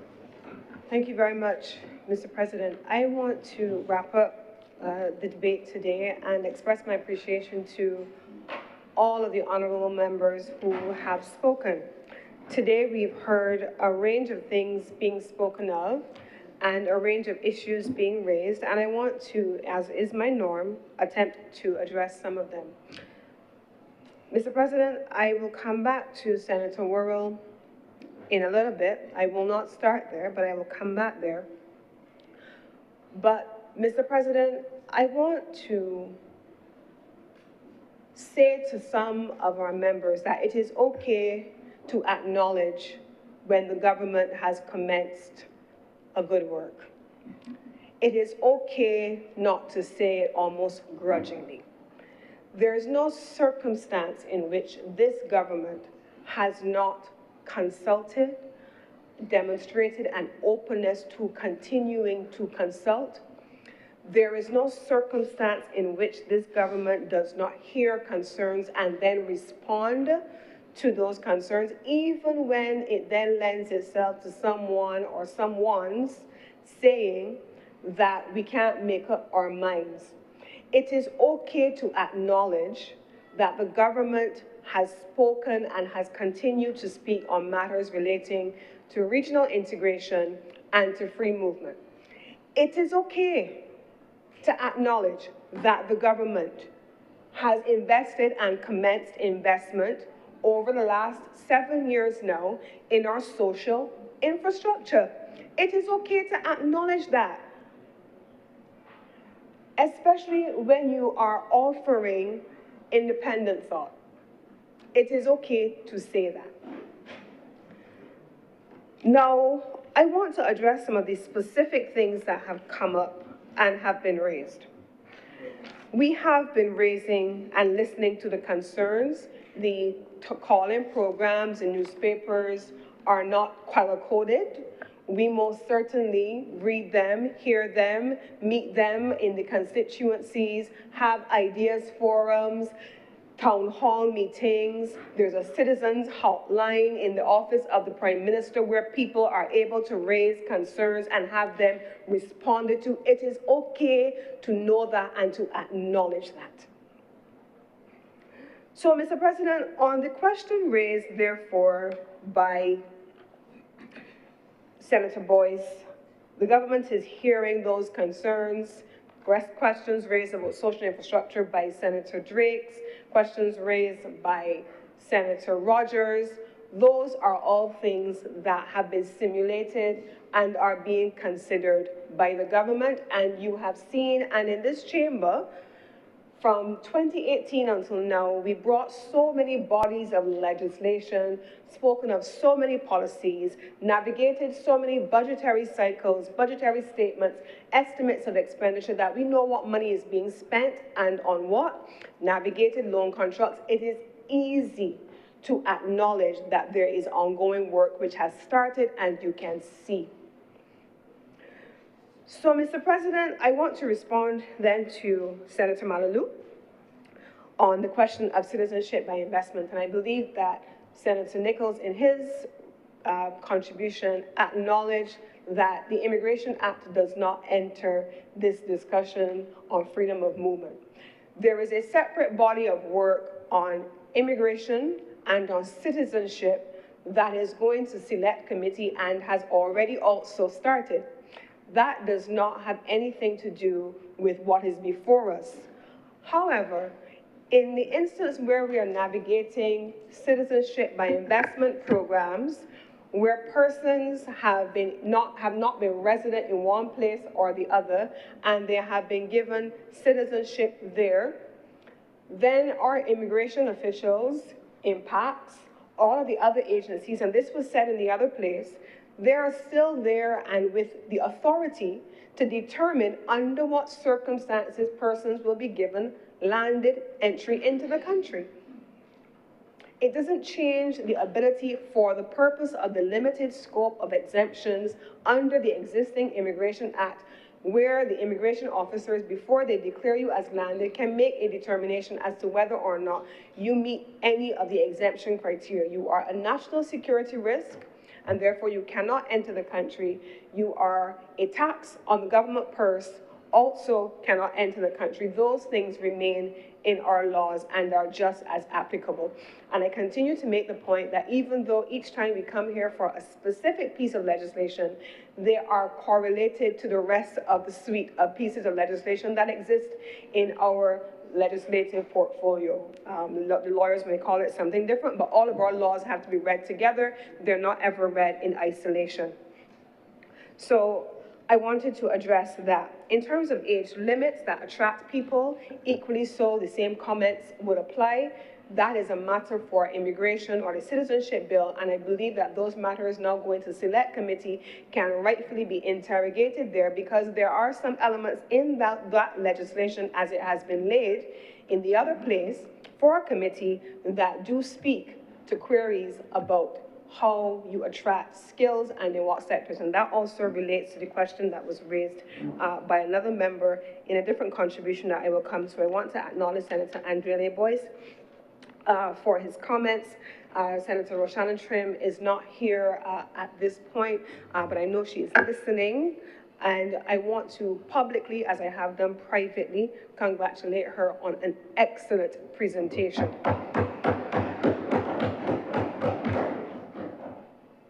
Senator Walters, in his contribution, spoke about the statistical department.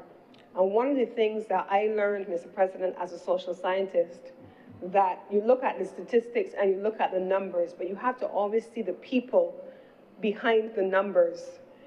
And I wonder if Senator Walters looked at the face of Senator Trim as she spoke and recognized that the policies of the party that he sits here and represents are represented, the face of those persons behind the numbers affected by those policies was represented in here today by Senator Roshana Trim. Senator Roshana Trim gave a face to the trauma that has been the legacy of the Democratic Labour Party's posture on regional integration and people.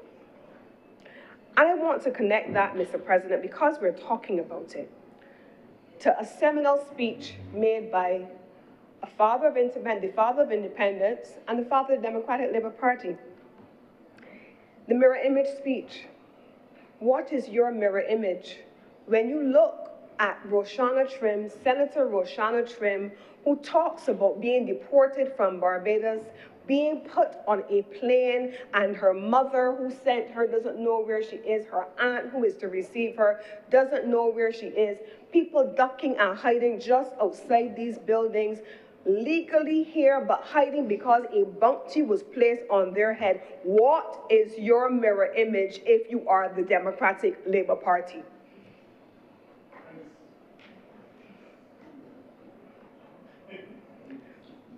I want to ask, Mr. President, when we talk about things like pressure on our social services, the absence of buses, and the challenges of our health services, when we look at the estimates of expenditure and what this government has spent on all of those services relative to what was spent during the period of 2008 to 2018, what is your mirror image if you are the Democratic Labour Party? What is your mirror image? When you stand here, Mr. President, and you speak about jobs, and it is the wrong time, and it is rushed, Mr. President, the father of independence and the father of CARICOM, what is your mirror image? Mr. President, I want to come to a couple of things that were raised here, because Senator Walters in his contribution spoke about disadvantaging citizens every day, unemployment camouflaged as entrepreneurship, and I was very confused, Mr. President, because I'm speaking from heart, Mr. President. I started this debate and I deliberately kept it on a high note. I deliberately gave credit to nearly every prime minister since independence, including those on both sides of the aisle, because I wanted to keep this at a level that was deserving of a conversation on regional integration. I did that on purpose, Mr. President. But the mirror image of the Democratic Labour Party had to show itself. And it took the debate in a direction that could not have been anticipated by anyone who came in here thinking that this was an aspirational goal that our region was coming into maturity with, and that they could rise to the occasion. Their mirror image in 2025 does not reflect what their forefather set in place for them. It does not reflect Aaron Bolton Barrow's image. It is disgraceful, Mr. President. It is. And it speaks to the cognitive dissonance. Senator Nichols, he is not well today, and I want to thank him for still sticking it out with us at this hour of the night and still speaking. I know he's not well, but he's here. But he spoke about cognitive dissonance, Mr. President. Cognitive dissonance. How do you speak about buses with a straight face? How do you speak about unemployment with a straight face? How do you speak about health services with a straight face in a regional integration debate where Senator Trim, now here in her seat, spoke about what happened to her and her family, and sit down and not do what Senator Rogers did when he stood up and said to Senator Trim, I am sorry. How do you stand up and not say, I'm sorry for what you went through? I see you, I feel you, I understand what happened to you. It wasn't me, but I heard you. I even said to Roshana jokingly, but the only thing you want to do is cry, but I would have cried for her, Mr. President, because that was a painful experience that she recounted in her family. And you stand up and you speak and don't even say, I'm sorry, Mr. President. What is your mirror image? What is your mirror image? You speak about young people and leaving the University of the West Indies, but cut off that which Errol Walton Barrow set up. Free education, what is your mirror image? How have we come here in 2025? I started this debate, Mr. President, on purpose, deliberately keeping it in a way that credited the two political parties of this country with having led in different ways the regional integration movement. But when you go down a certain road, you can guarantee, like most women, I will answer you.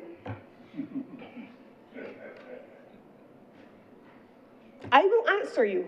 And you have no moral authority to speak on any of the things that you have spoken on in here today, or most days for that matter. None.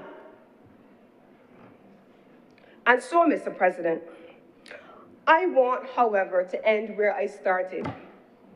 I want to go back to the founding fathers who brought us to a place, starting with the creation of the CARICOM community, who started with an ambitious goal and an audacious vision for Caribbean integration that saw people, that saw us integrating with each other and moving from one place to another seamlessly, creating institutions that benefited Caribbean people, creating institutions that show that we can cooperate because we have a mirror image of ourselves that is based on self-respect and love of others.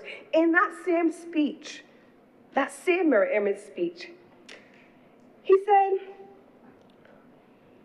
at the time, he said this, I want to know what kind of mirror image do you have of yourself? Do you really like yourselves? There are too many people in Barbados who despise themselves, and their dislike of themselves reflects it in their dislike for other people. I want to say to this honorable chamber tonight, Mr. President, that the time has come for us to look at ourselves as we should be in 2025, and to in turn give ourselves an opportunity to shed the history of dislike of our neighbors, the embrace of others that don't look like us as Caribbean people, and the rejection of the people who are our neighbors that Senator Reid can see when he travels across the region from one island to the next. I'm not getting drawn into a discussion on LIAC because I have zero intention, Mr. President, of speaking on behalf of other governments who are also shareholders in this process or being launched into a shouting match across the oceans with one government over the other. I'm not going to do that, Mr. President. I'm not. And I won't be drawn into it. But I want to end by saying here, Mr. President, in this speech, you so much, it quotes, you so much despair of this society, Barbados, that your greatest ambition is to try to prove to the people of the United States consulate that you are only going up to visit your family. And you are surprised when the people at the United States Embassy tell you that you do not have a strong reason to return. You are the only person dishonest enough with yourself to realize that you do not have a strong reason to return to Barbados. But I tell you, I am being honest with the man down there. Oh yes, I am returning. The people in this Caribbean region are happy to go to each other. Barbados to Belize, Belize to Barbados, Dominica to St. Vincent. And as other countries come on board, we are happy not to have to bow to someone outside of our region to try to convince them that their place is better than mine, but that we want to go to places and where people look like us, talk like us, where the society feels like us. That's what Caribbean integration is about. And as I close, Mr. President, I want to say this. We've made the debate on the free movement of persons about all kinds of things, whether it's labor, the economy, social services, all kinds of things. But Mr. President, regional integration, beyond all of that, is an ideal. It is a vision. It is an identity. It is who we are as Caribbean people at its very base. It is so much more than just a labor market integration movement. It is so much more than a regional trade and agreement arrangement. It is so much more than a common market. It is who we are, Mr. President. It is who we are. And I want to beg, Mr. President, that this bill be read a second time, and in the closing statements of this speech that I have quoted so extensively in my wrap-up presentation, Mr. President, I want to ask us, as we look at this bill, if this is the mirror image that we have of ourselves. And in the words of our Walton Barrow, anyhow, ladies and gentlemen, I done.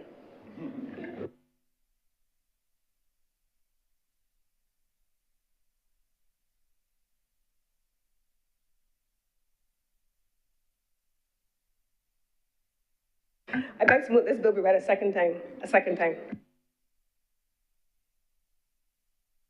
The question is that this bill be read a second time. Will those honorable senators in favor please say aye? Aye. Those against please say no. Methinks the ayes have it.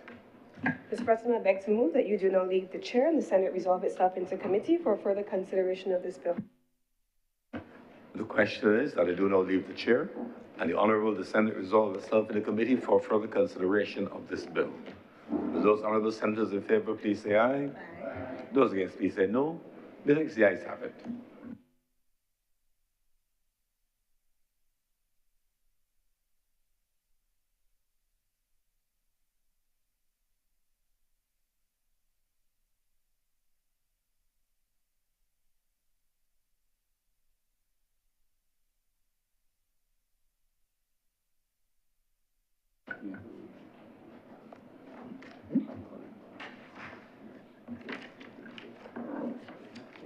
The House is now in committee. The Honorable Senate is now in committee. Madam Chair, may we take the bill in parts? Permission granted.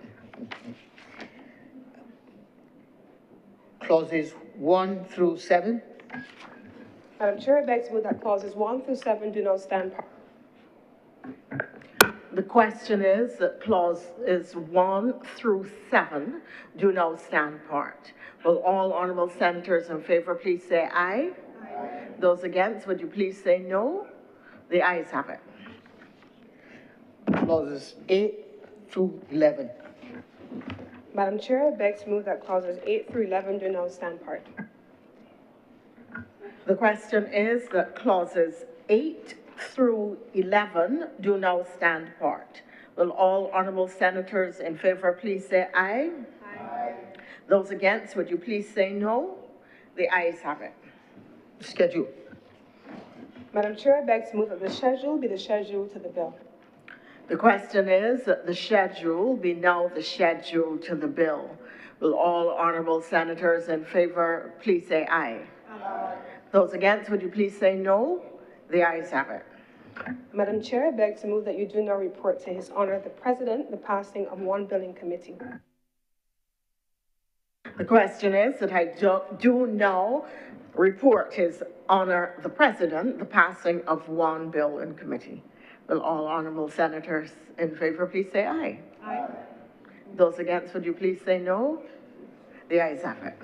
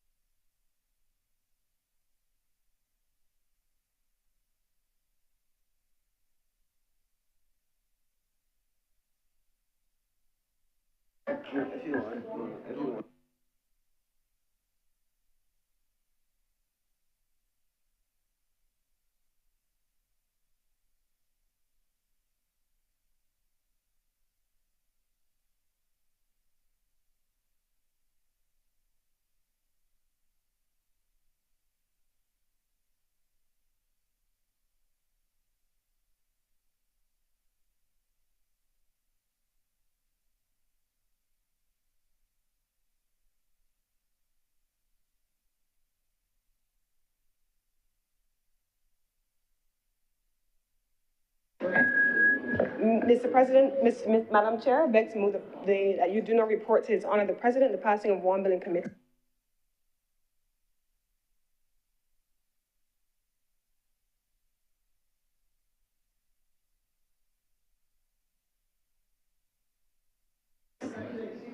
Question is that I do now report to His Honor the President the passing of one bill in committee. All those in favor, please say aye. And those against, please say no. The ayes have it.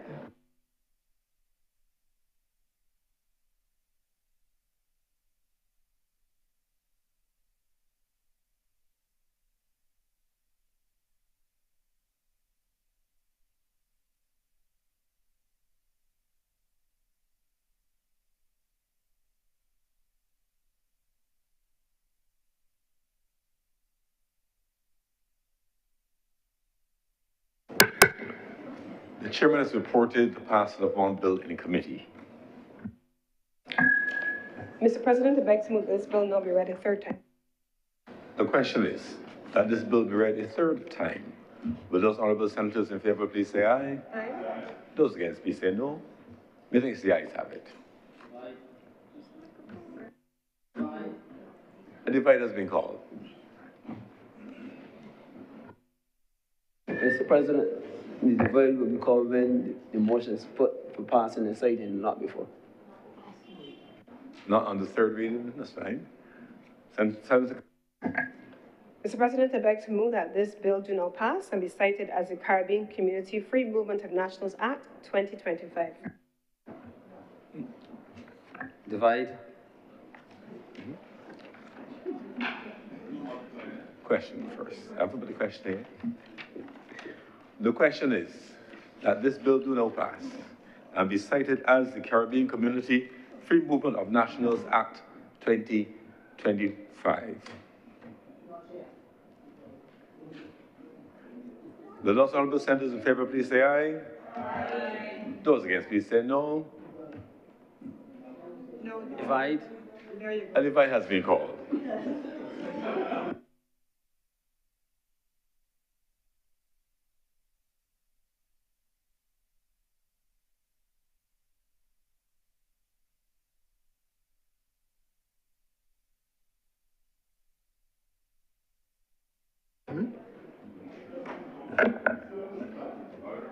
Senator Cummins.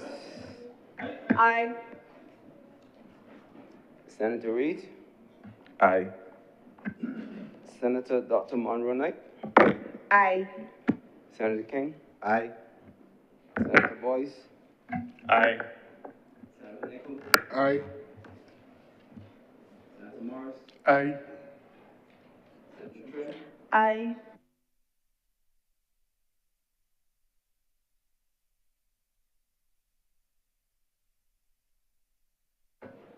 Aye. Aye. Aye.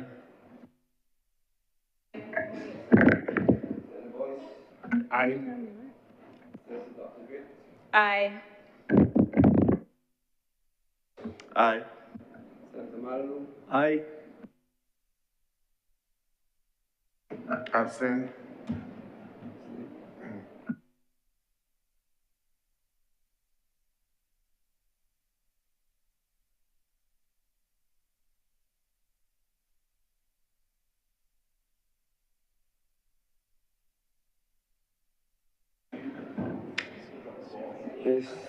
Mr. President, the results of the division, 16 honorable senators voted in favor, and there was one abstention. Thank you, members. Based on the results from the divide, this bill is now passed and cited as the Caribbean Community Free Movement of Nationals Act 2025.